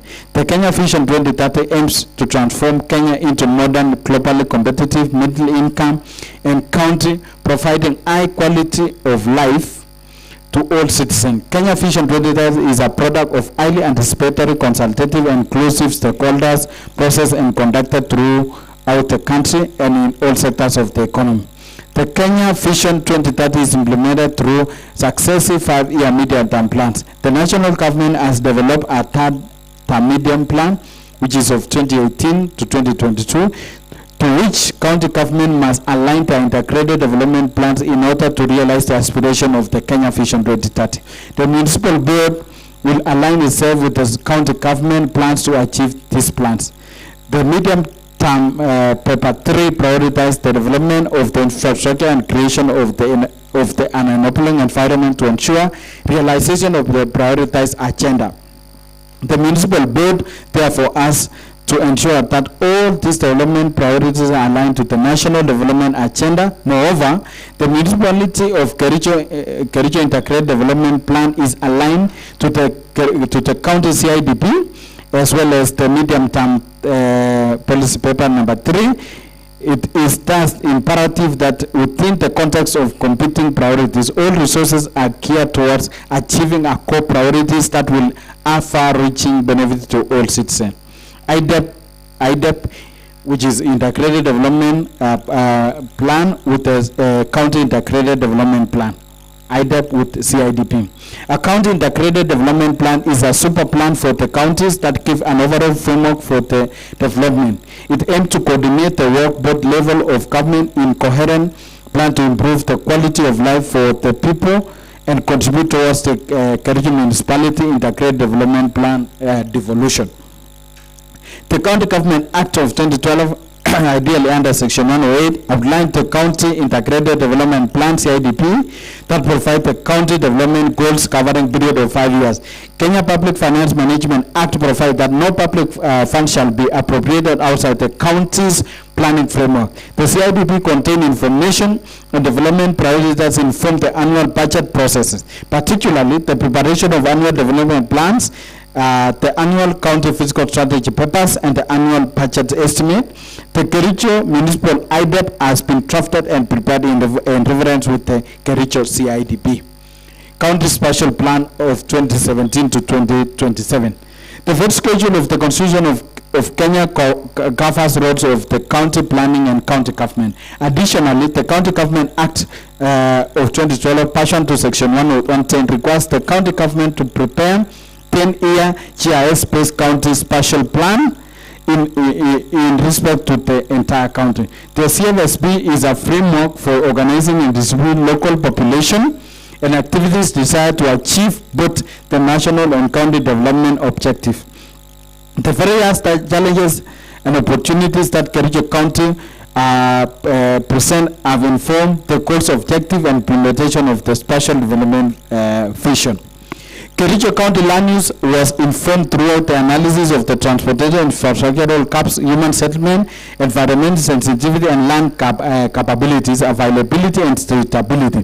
The framework sets out strategic planning policies in terms of space. The structure plan comprises of the three elements, namely the physical zoning map, the land management policies, and the land use standard. Overall, the spirit of any structure plan is environmental conservation. The Kericho Municipality IDEP has borrowed heavily from the above referenced provision of the County Physical Land Use Development Plan of 2017-2027. Summary, it has ensured that it's aligned well with its bigger vision to castigate the specific provision down to fit the circumstances and development dynamics relating to the municipality at its own local scale. In pursuit of achieving the greater vision of the county physical and land use development,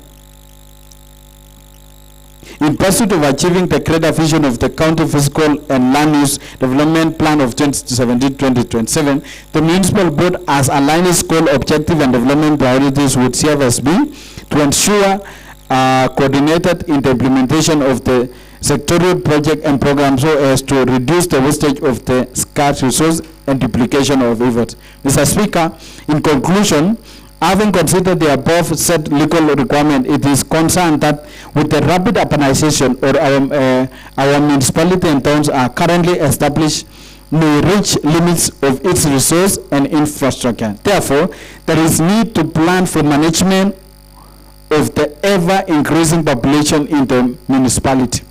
Approval of the Integrated Development Plan IDEP will then enable effective tool to address the gaps of anticipated municipality challenges. This planning approach enables towns and municipality management both to manage and control such emerging challenges in the municipality. With such plans in place, there is a guarantee of improved quality of life and dwellers of the municipality. Since people move in and out of the urban areas, it is not possible to just follow the approach once. In this plan, the planning was informed by the following factors. 1, the nature scale requirement for development needs of the municipality. 2, availability of resources scale, characteristic or constraint and need to attain synergies. Number 3, tools.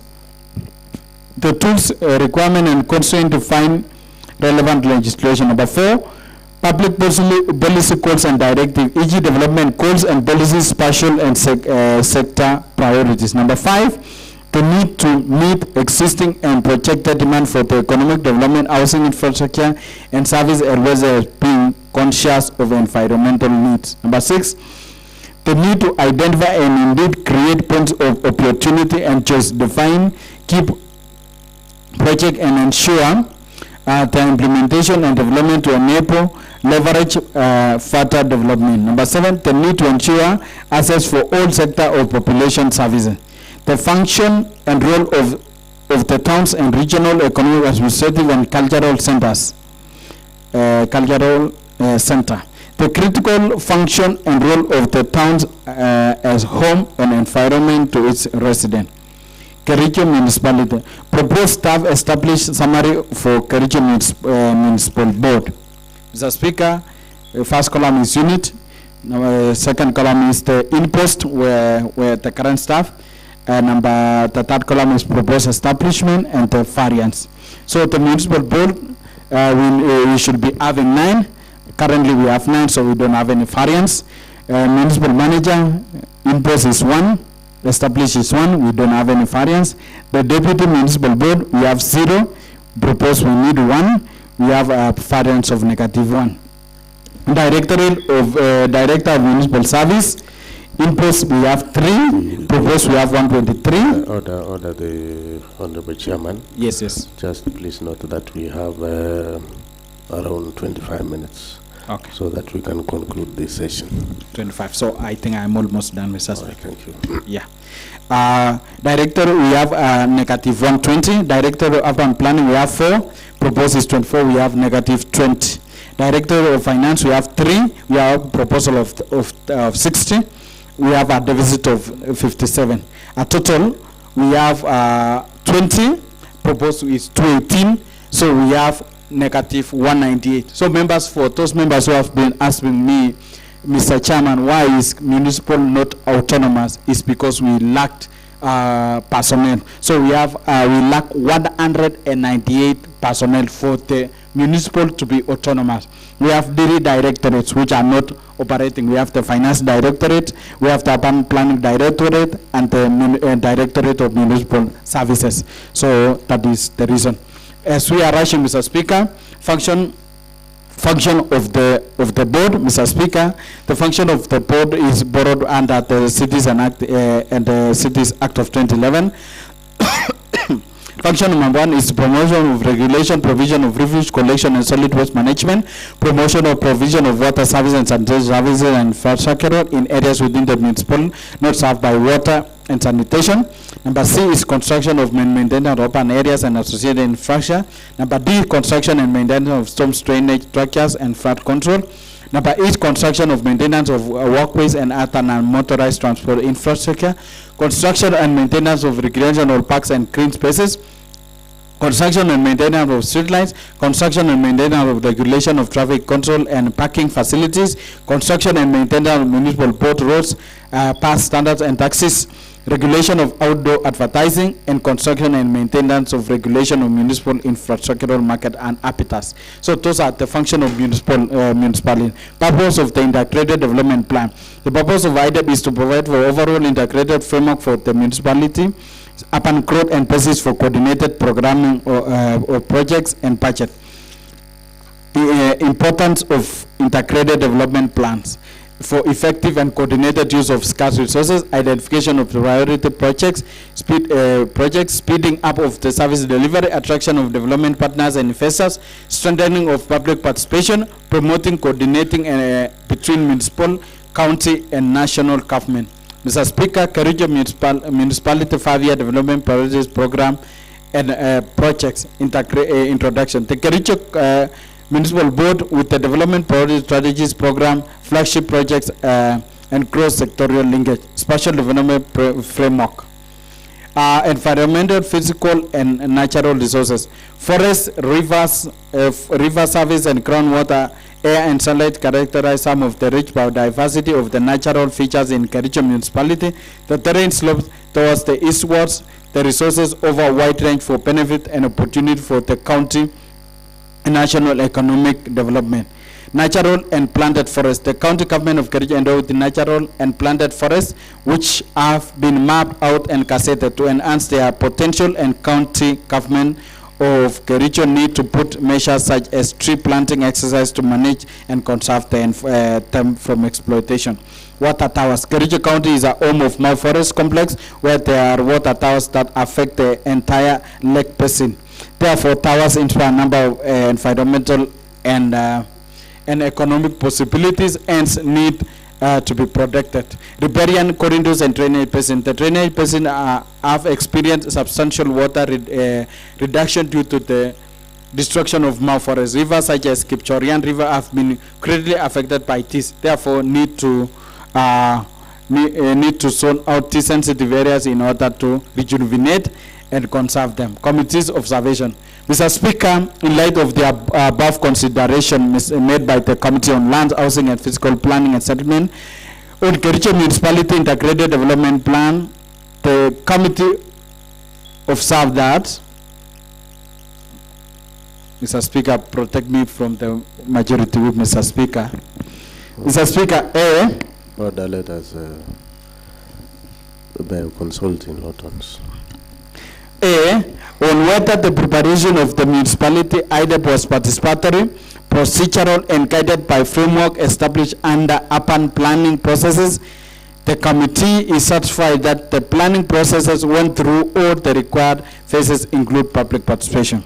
Number 2, B, as to whether the preparation of the plan complied with the constitutional and statutory legislation established for the municipality and urban areas planning, the committee is satisfied that the plan is in compliance with the criteria provision set out in the Urban Areas and Cities Act of 2011.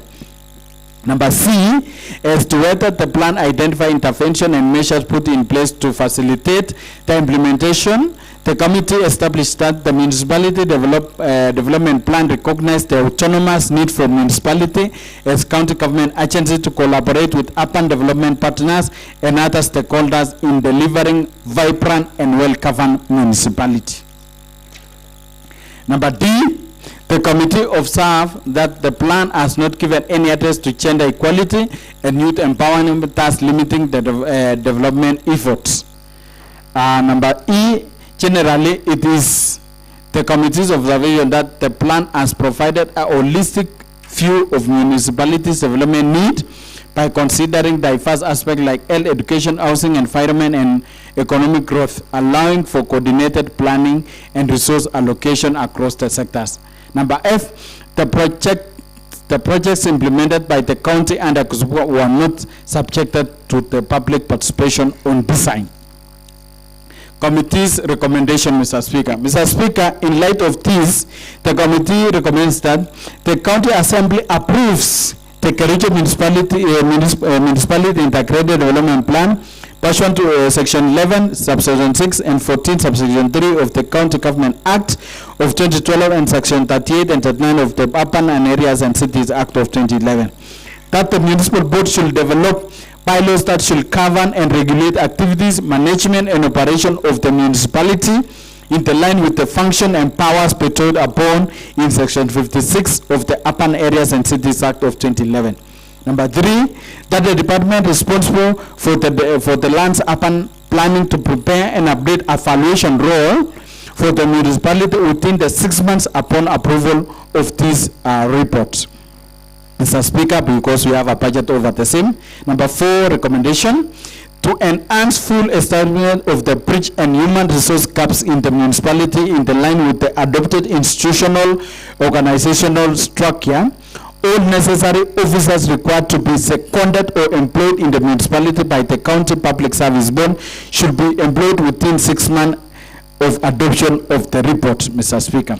Number 5, because, Mr. Speaker, we have a deficit of 198 member staffs, Mr. Speaker. We need an organization structure for the municipality so that it can be approved, so that they start recruiting. Number 5, to achieve some of the level of autonomy, independence of the municipal, all transferred function should be adhered to in line with the municipality charter of the service. Number 6, Mr. Speaker, is the projects earmarked to be implemented by Kusubtu should be subjected to the public participation, Mr. Speaker. Mr. Speaker, acknowledgement. Allow me to take this opportunity to thank all the members of the Land, Housing and Physical Planning and Settlement Committee for their valuable input and contribution in consideration of the report on Kericho Municipality Integrated Development Plan. I sincerely also take this opportunity to thank the Office of the Speaker and Clerk for the support accorded to the committee in the execution of this matter.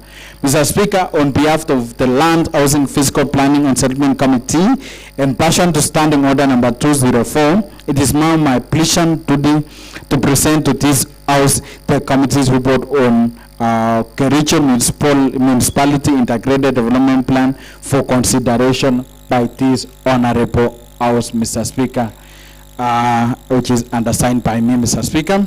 There is that attachment, which is a bulk document, which we have circulated on social media, which will on our social platform, and it is it's accessed by all honorable members to go through how the proposed projects as per the item, Mr. Speaker.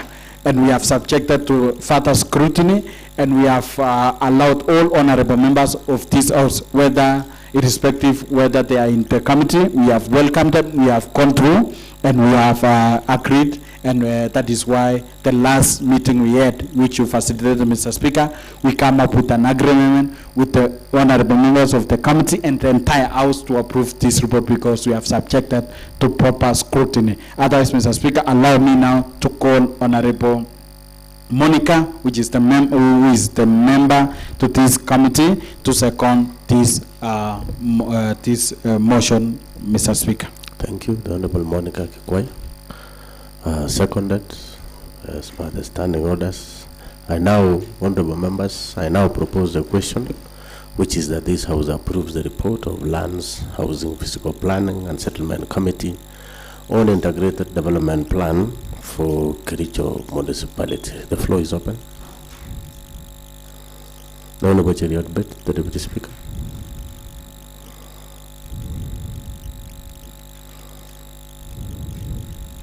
Thank you, Mr. Speaker, for giving me this opportunity. Mr. Speaker, I will be brief because of interest of time. Mr. Speaker, allow me to begin by thanking the Committee on Lands, Housing and Fiscal Planning for a well-detailed, prepared report. Mr. Speaker, if there is a report that is all-inclusive, Mr. Speaker, it is this report, because the Committee on Lands made sure that all the members of the County Assembly are involved, Mr. Speaker. Mr. Speaker, we even went for a meeting to discuss on the same, and I want to thank the Chair because of a very detailed report, Mr. Speaker.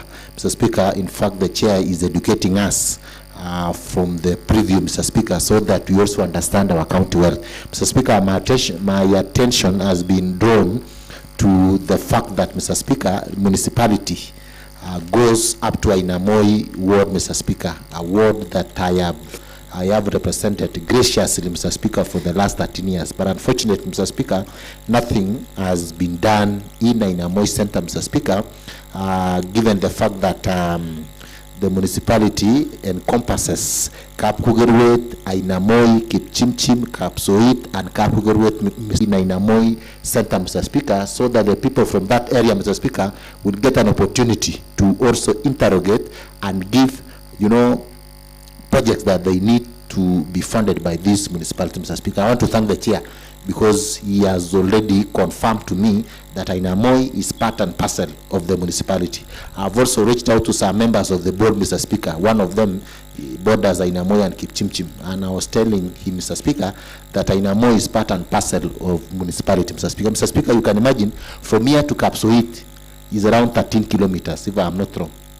From here to Kapsoit is 13 kilometers. From here to Ainamoi, Mr. Speaker, is 7.9 kilometers, Mr. Speaker. But Kapsoit is enjoying the services of municipality, while the one 7.9 kilometers, Mr. Speaker, does not enjoy any service of a municipality. So I want to appeal to the Chair, Mr. Speaker, that he comes to my rescue, Mr. Speaker, and make sure. And Ainamoi is a very small town. I only need some few things, Mr. Speaker, to be done by this municipality, Mr. Speaker. Otherwise, Mr. Speaker, I doubt whether the T-Board of Kenya is sending cess to our county. I'm not so sure, but I doubt whether we still receive cess from our KTDA managed factories, Mr. Speaker, because it has been long since we got cess. It was stopped by court some time back.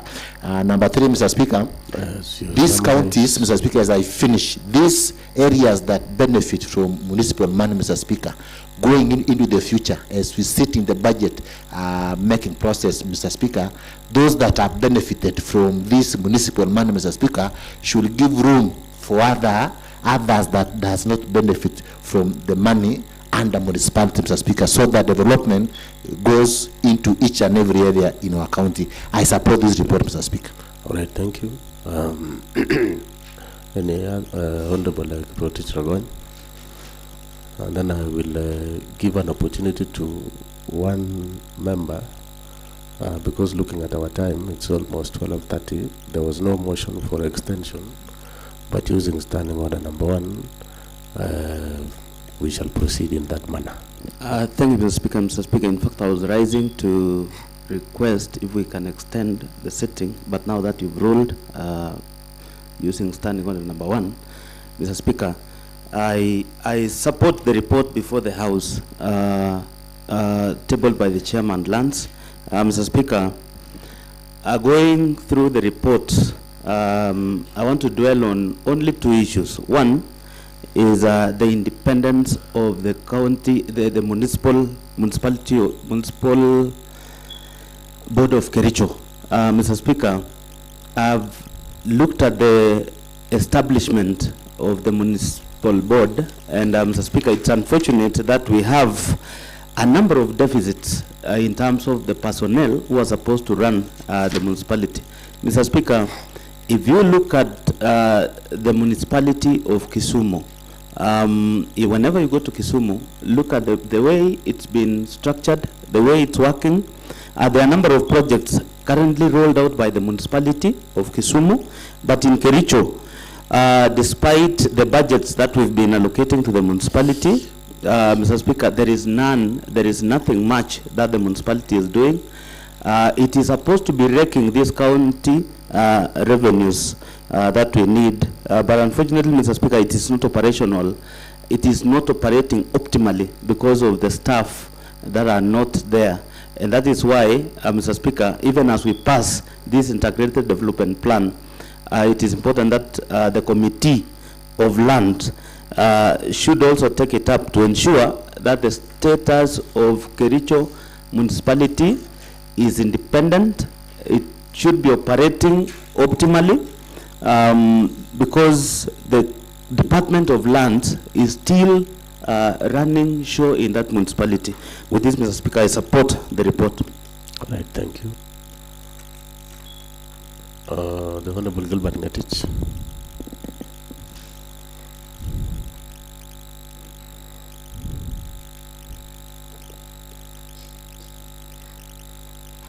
Okay, thank you, Mr. Speaker, sir, for giving me this opportunity to also support this particular report, which has been made by the Committee on Lands, an integrated plan for the municipality, which, Mr. Speaker, as I support, I feel at a point, Mr. Speaker, that there will be another integrated plan for Litein Municipal Board, Mr. Speaker. I know Chairman is doing something that will make Litein also develop an integrated plan, the way Kericho has.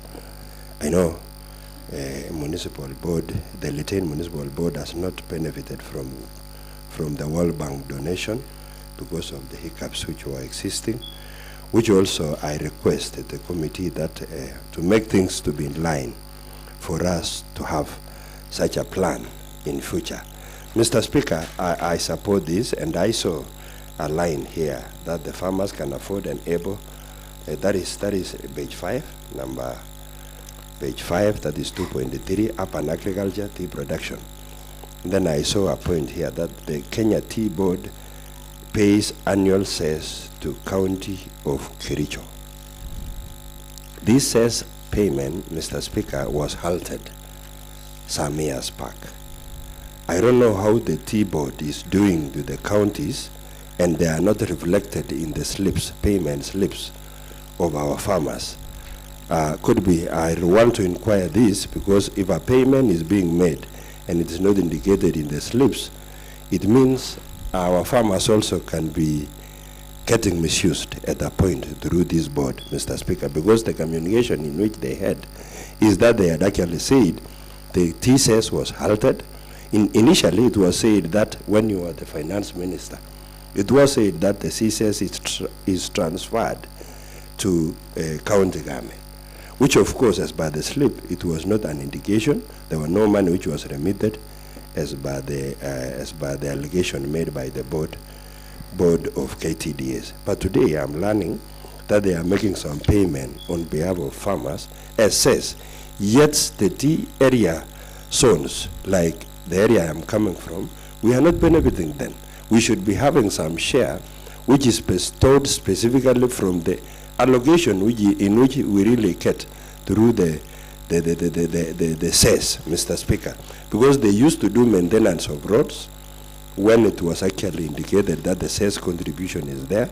They used to do maintenance of roads, but at the moment we really appropriate funds from the county money to really make roads through either opening or maintenance, Mr. Speaker. If these funds is coming or being remitted from the board to county government, then we need to question how the money is being used. Thank you. All right, I hope the chairman, you have noted that because it forms part of your report. As you reply, you will make a case on that. Honorable members, and then at this point in time, allow me to give to the chairman, Lands and Housing, Fiscal Planning and Settlement Committee, the Honorable Ezron Ngetich, to reply to the motion.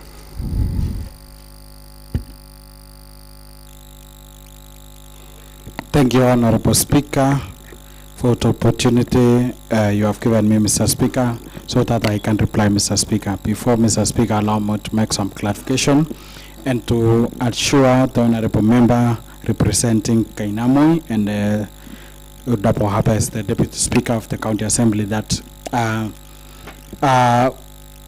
Kainamoi ward is one of the 11 wards which are beneficiary and are within the Kericho municipality, Mr. Speaker.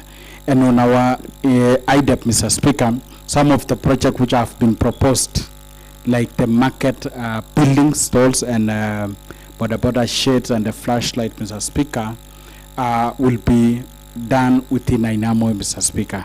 And that is an assurance. And Mr. Speaker, when they will be doing now, they will be rolling out the procurement plan for the municipality.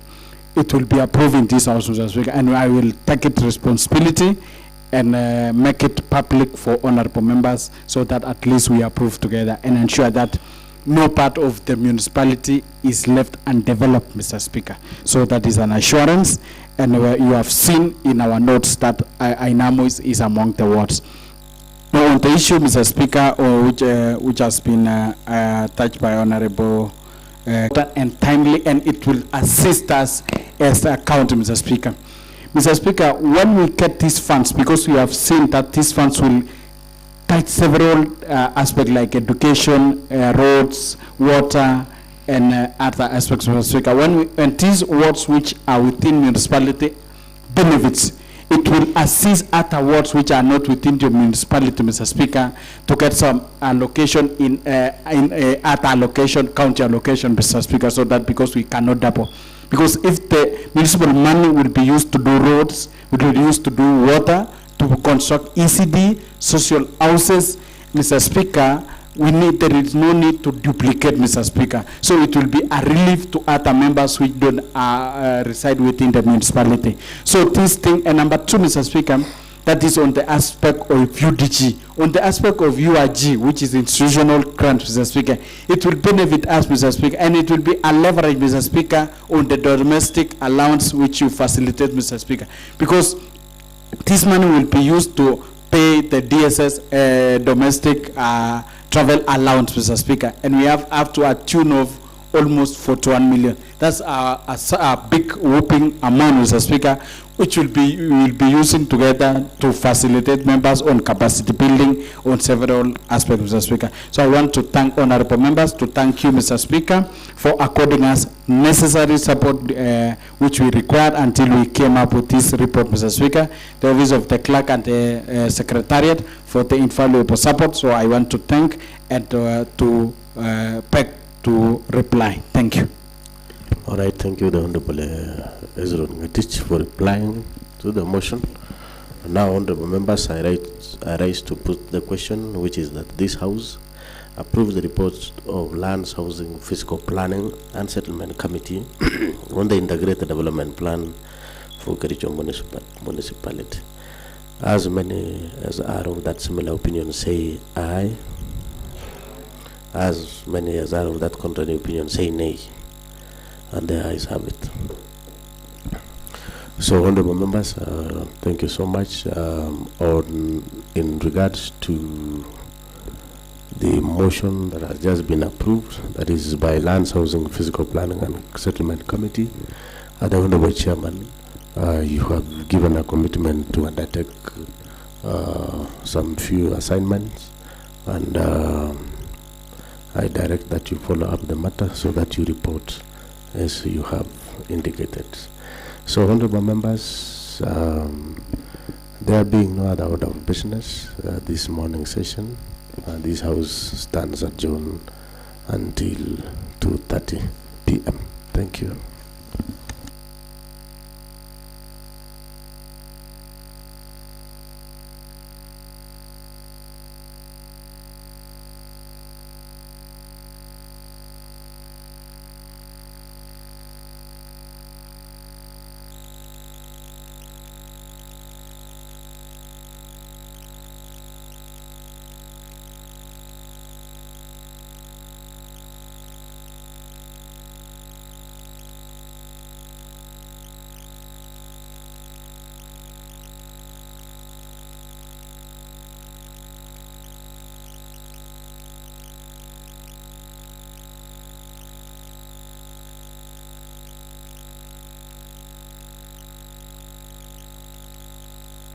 Now that the report is covering the entire county, Mr. Speaker, it is prudent for us now to approve this report for 100% waiver of all penalties so that it can enable us now to collect, Mr. Speaker, and move as fast as possible to implement the valuation role, Mr. Speaker. The reason why the county government of Kericho is running short of revenue every now and then, Mr. Speaker, is because we have never been serious and take our work seriously on collection of revenue. In fact, we have been relying mostly on the SSP, which is single business permit only, and excluding other streams.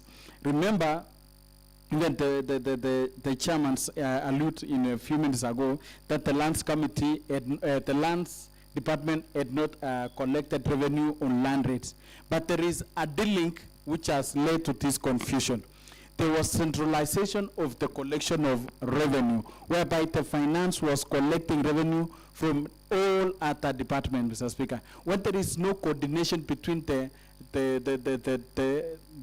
collecting department and the revenue generating department, we will face the same consequence. So going into the future, which I think should be way forward, and the chairman finance will come up with a better strategy, is to ensure that there is proper coordination, there is proper linkage between the receiver of revenue and the collector of revenue. Because when you see like lands committee, lands department should be the one remitting over $1 billion on land rates if we go as per the valuation role. Recently when we were in Nakuru, when we treated doing the IDEP, some of the issues which came up was the issue to do with valuation role. And we discussed with the officers from the department, and they were bringing us issues that there was an objection on implementation of the valuation role because there is discrepancy.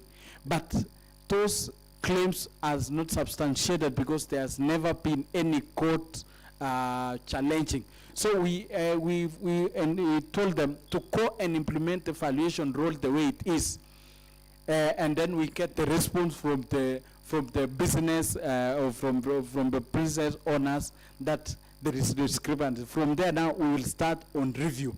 Now that upon the approval of the morning IDEP report, we will be having now money through KUSUB, because it will be under the UIG, so that we can use to review the valuation role. And one of the recommendations in the IDEP was the review of the valuation role. So we want to urge the relevant department, which is the finance, to fast track the implementation of the valuation role so that we can now collect a substantive amount of revenue after waiver.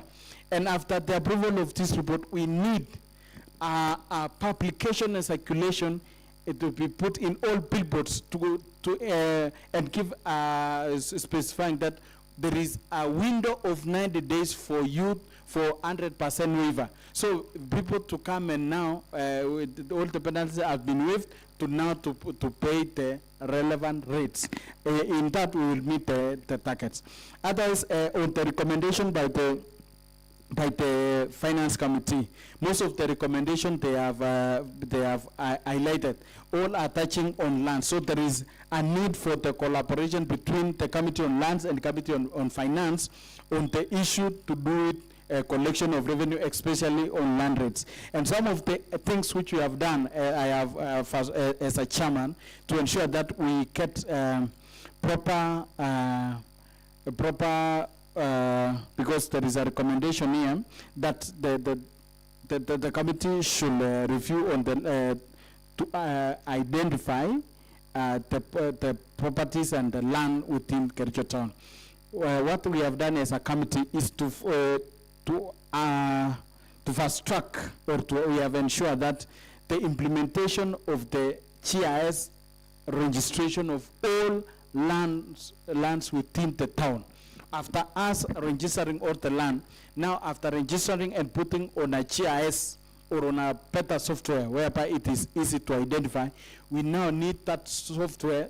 We link with the Department of Finance so that we link the registered properties with the single business permit, so that before you get a single business permit, there should be a linkage, there should be a checklist to ensure that before you get a single business, you must have cleared the land rates. In that, we'll be moving and ensuring that we collect more revenue. Otherwise, I support this report, and on the recommendation which we have, it has been highlighted.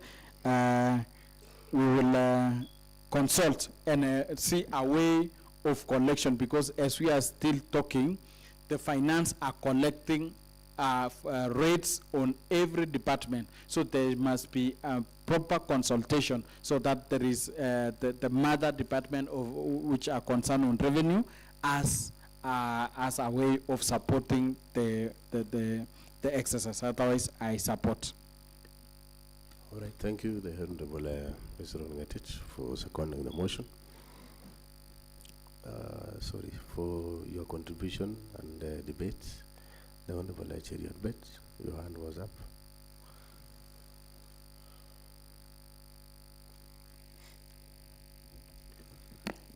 Thank you very much, Mr. Speaker, for giving me this other opportunity to also contribute to this report, Mr. Speaker. Let me, from the onset, Mr. Speaker, thank the ever-working chairman on the Committee of Finance and Economic Planning for tabling this report. Mr. Speaker, the report is long overdue, Mr. Speaker, because this report is going to assist the residents of this county, Mr. Speaker. One, those who already have a lot of arrears in land rates, Mr. Speaker. Secondly, it is also going to assist the Department of Finance and Economic Planning and that of lands in collecting more money, a source of revenue that will ultimately, Mr. Speaker, be used for development projects in our county, therefore benefiting the residents of this county, Mr. Speaker. Mr. Speaker, these are the main reason why the county government of Kericho is giving out 100% waivers on interest and penalties, Mr. Speaker, is so that it is giving an opportunity for those who may not have paid, Mr. Speaker, land rates for a very long time. So we need to sensitize the residents of this county, Mr. Speaker, that this is a golden opportunity for them to pay the land rates now that we do not have penalties and also interest to the principal amount, Mr. Speaker. So that is one. So after the passage of this report or approval of this report, Mr. Speaker, we now expect the county executive committee member in charge of finance and economic planning, together with his counterpart on lands, housing and physical planning, Mr. Speaker, and the entire county government of Kericho, up to including the county assembly of Kericho, to sensitize the members of the public that today the county assembly has approved 100% waivers on interests and penalties, so that our people get to have this information, Mr. Speaker. Sometimes we may do something like this, but the ripple effect, Mr. Speaker, may not be that much, because the people who own plot in this town, I can tell you, Mr. Speaker, they are old men and women. They may not get an opportunity, Mr. Speaker, to even read the newspapers that we normally, post on newspapers. So I want to urge, being led by the Chair of Finance, a very able Chair of Finance, for a very long time, Mr. Speaker, we've been missing a vibrant Chair for Finance and Economic Planning. So for the first time, at least we have someone, Mr. Speaker, who understand what that department entails. So I want to urge my good friend, he is an alumni of the University of Nairobi, Mr. Speaker, and he did finance, my closest friend. Sensitize the people now. Use radio stations, use Facebook, use those mainstream medias, especially those that resonates with the people that we represent. The old people, Mr. Speaker, are the one owning chunks of plots in this town. So they may not get an opportunity to read the newspapers where the county normally advertise. So use those, even the local radio stations. In fact, the chair used to visit radio stations most of the time, some time back, Mr. Speaker. So I want him also to now use this opportunity to also advertise that the county has imposed, the county has waived. For the next 3 months, you should be putting even the dates that from the approval of this report, there is 100% waiver on, penalties and interest. As I conclude, Mr. Speaker, also, what the Chair for Land has said, the valuation role that is being currently used is an old one that was adopted in probably 2007 by the defunct county council of Kipsigis, by then, or municipality. And yet we have a new valuation role, and in fact, we do not have any issue in our courts. There are no litigations in court. Therefore, the county government executive committee members should enforce in totality, Mr. Speaker. In fact, if there is a revenue stream that the county government of Kericho has never utilized, is the valuation role. We have a new valuation role that was passed in the year 2019, Mr. Speaker. I have the benefit because I was around. So if that valuation role is used, I can assure you, Mr. Speaker, that the county is going to get a lot of revenue that will in turn be used for development projects in our place. 2 days ago, Mr. Speaker, I had an opportunity to sit and take supper with the COB, the Controller of Budget. We met in an hotel, and he was telling me we are doing very badly on revenue collection, Mr. Speaker. In fact, he was telling me by the end of 31st December last year, Mr. Speaker, the county government of Kericho had only collected 61 million. You can imagine out of 500 and something. So, we are doing badly, Mr. Speaker, and therefore the county should use this opportunity to make sure that we collect more and more funds. Mr. Speaker, as I conclude, they should also need to publish, to make sure that they keep a public record of each waiver, Mr. Speaker, together with the reason why they are waiving, and of course the report of every waiver, because that is what the Constitution requires. Section 159 of the PFM Act 2012, Mr. Speaker, requires the county executive to keep records so that we know who are these people who has a lot of arrears, Mr. Speaker. Number two, they should also write to those people reminding them that there is a waiver. So the Chair of Finance, you take it up. You keep record of each and every defaulter, so that you write individually to that person that we have 100% waivers on interest and penalties, so that at least they get this information. I think that, Mr. Speaker, is going to assist us a great deal. Otherwise, I support this report, and I want to thank the Committee on Finance and Economic Planning for doing a splendid job by giving us this report. Thank you, Mr. Speaker. And they should even put on TV, as I conclude, Citizen TV, where most of the people watch, KBC, all those TV stations, just like County of Muranga. I was seeing every other time the governor for Muranga is doing a splendid job. When there is a waiver, Mr. Speaker, he runs the waiver on prime time news every day, Mr. Speaker. I was seeing the MP for Dindi Nyoro, Kiharu constituency, Mr. Speaker, using the mainstream media, Citizen, to advertise every 9, 7, you know, is giving out projects in his ward. That is a constituency. We have an entire block of a county government of Kericho. We should be using such platforms to sensitize our people. I hope the chair and of course the executive is listening to this, because I am sure, Mr. Speaker, that we are live on our Facebook page, Mr. Speaker, so that they also execute the same. I support this report. Thank you. All right, thank you. The Honorable Eric P.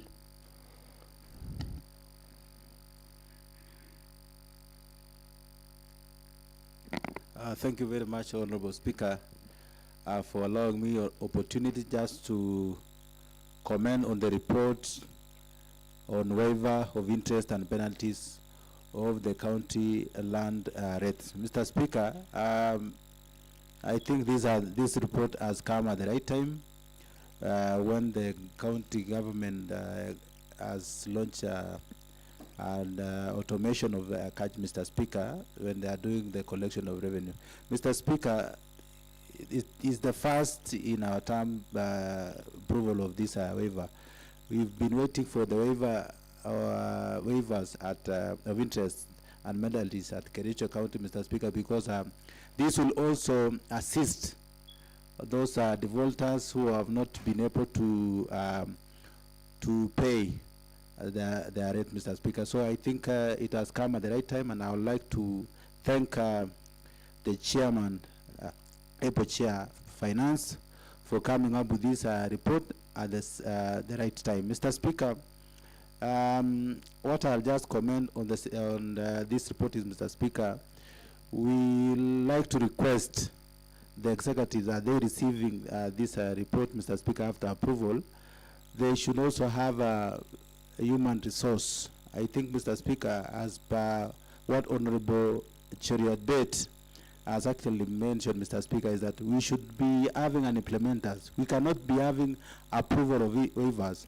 and there's nobody to do collection, Mr. Speaker. I think in part of sensitization, there should be people moving around. Of course, Mr. Speaker, there might be objection at the same time for the people saying that I will not be able to pay this, but there should be a negotiation.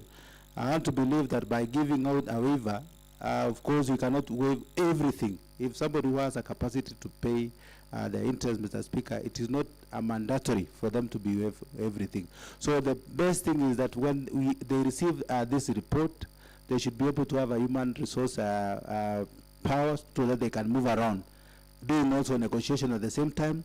They are requesting and telling our people that pay this and we are going to waive this. Pay the penalties and the interest at the same time, and we shall be able to give you a period of time to be able to pay principal rate, Mr. Speaker. So I want to request the executive just be on their toes, work extra hard to achieve this, Mr. Speaker, because you are giving a period, you are only remaining with 4 months for the closure of this financial year, Mr. Speaker. And if you don't get revenue for this financial year, Mr. Speaker, we may have a problem in terms of execution of our project. We may not be able to employ even the other people, Mr. Speaker, because we are looking forward to do employment of an ECD teachers. Of course, Mr. Speaker, we also have an issue of revenue officers.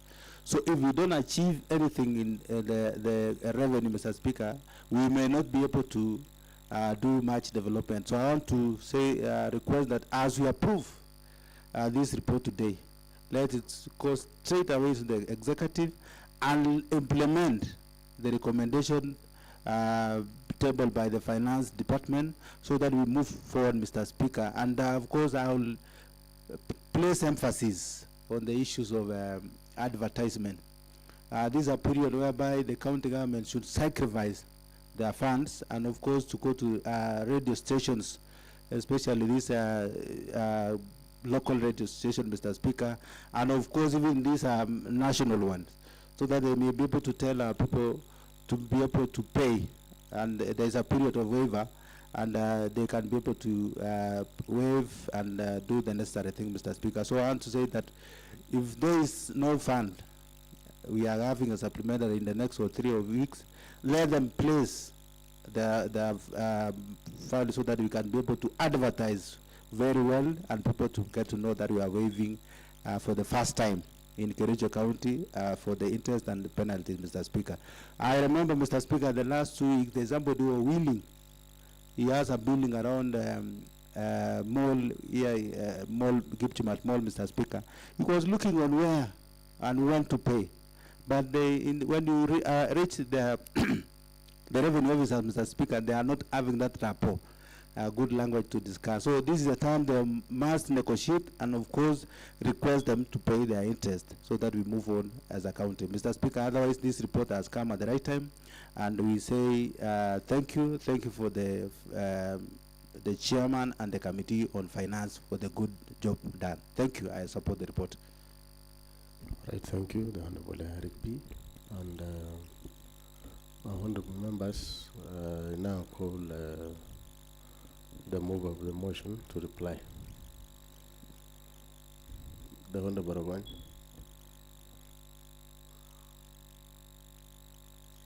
Thank you, Mr. Speaker. Mr. Speaker, I want to thank the members who've contributed to the motion. Mr. Speaker, I'm happy now that we've tabled and perhaps passed this report. Mr. Speaker, immediately after this, I want to confirm to the members that we will have on the dailies, the leading daily newspapers. It will capture what we've done today on the waivers across the county. And number two, we had also requested the governor and the executive to erect at least even 2 billboards. That will inform the public on the waivers, because I'm aware there are a number of business owners in this town who've been calling that when the waiver is tabled and approved, we will then start remitting land rates and plot rent that is due to the county. My role and the Committee on Finance and Economic Planning, and maybe the Committee on Lands and Fiscal Planning, that will be implementing what we will follow as part of our oversight role, what we've passed in this house today, because we expect in the next 3 months the land rates dues will have been remitted to the county government of Kericho, because we requested them to tie the land rates to single business permits for ease of collection of this particular revenue. Mr. Speaker, I want to thank the members, I want to thank my committee, and I want to thank your office for the facilitation you've been giving us as a committee to do most of these reports. Going forward, Mr. Speaker, we will do our part to ensure that we succeed in this year of 2025. To this, Mr. Speaker, I want to appreciate and request the members that let us approve this report. Thank you so much.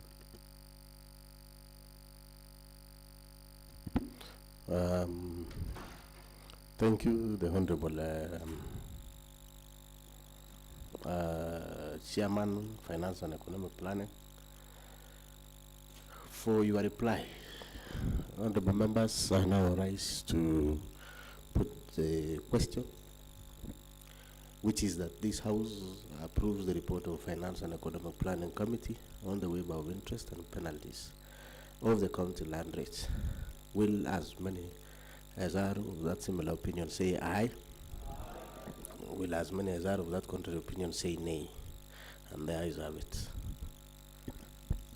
Honorable members, now that the report has been adopted by the House, and from the recommendation, the executive has been given 90 days to implement the waiver. I direct the Committee on Implementation to follow up on the matter and report back to the House, more so the implementation status after the expiry of 90 days for the House and for this County Assembly to note whether the waiver served its purpose. The leader of majority, you please note that together with the Chairman implementation, that this House expects the report back to this House more so on the performance of the waiver of interest and penalties as approved by this House. That one also jointly with the Committee on Finance and Economic Planning, but more so the Implementation Committee to report to this House. We expect we'll give them, after 90 days, they have 21 days to report to this House. Please note that timeline, the Leader of Majority, together with the Deputy Speaker, so that you are informed and the members of the public are informed of what transpired. So, honorable members, there being no other order of business, this House stands adjourned until tomorrow, Wednesday, 12th February 2025 at 9:30 a.m. Thank you.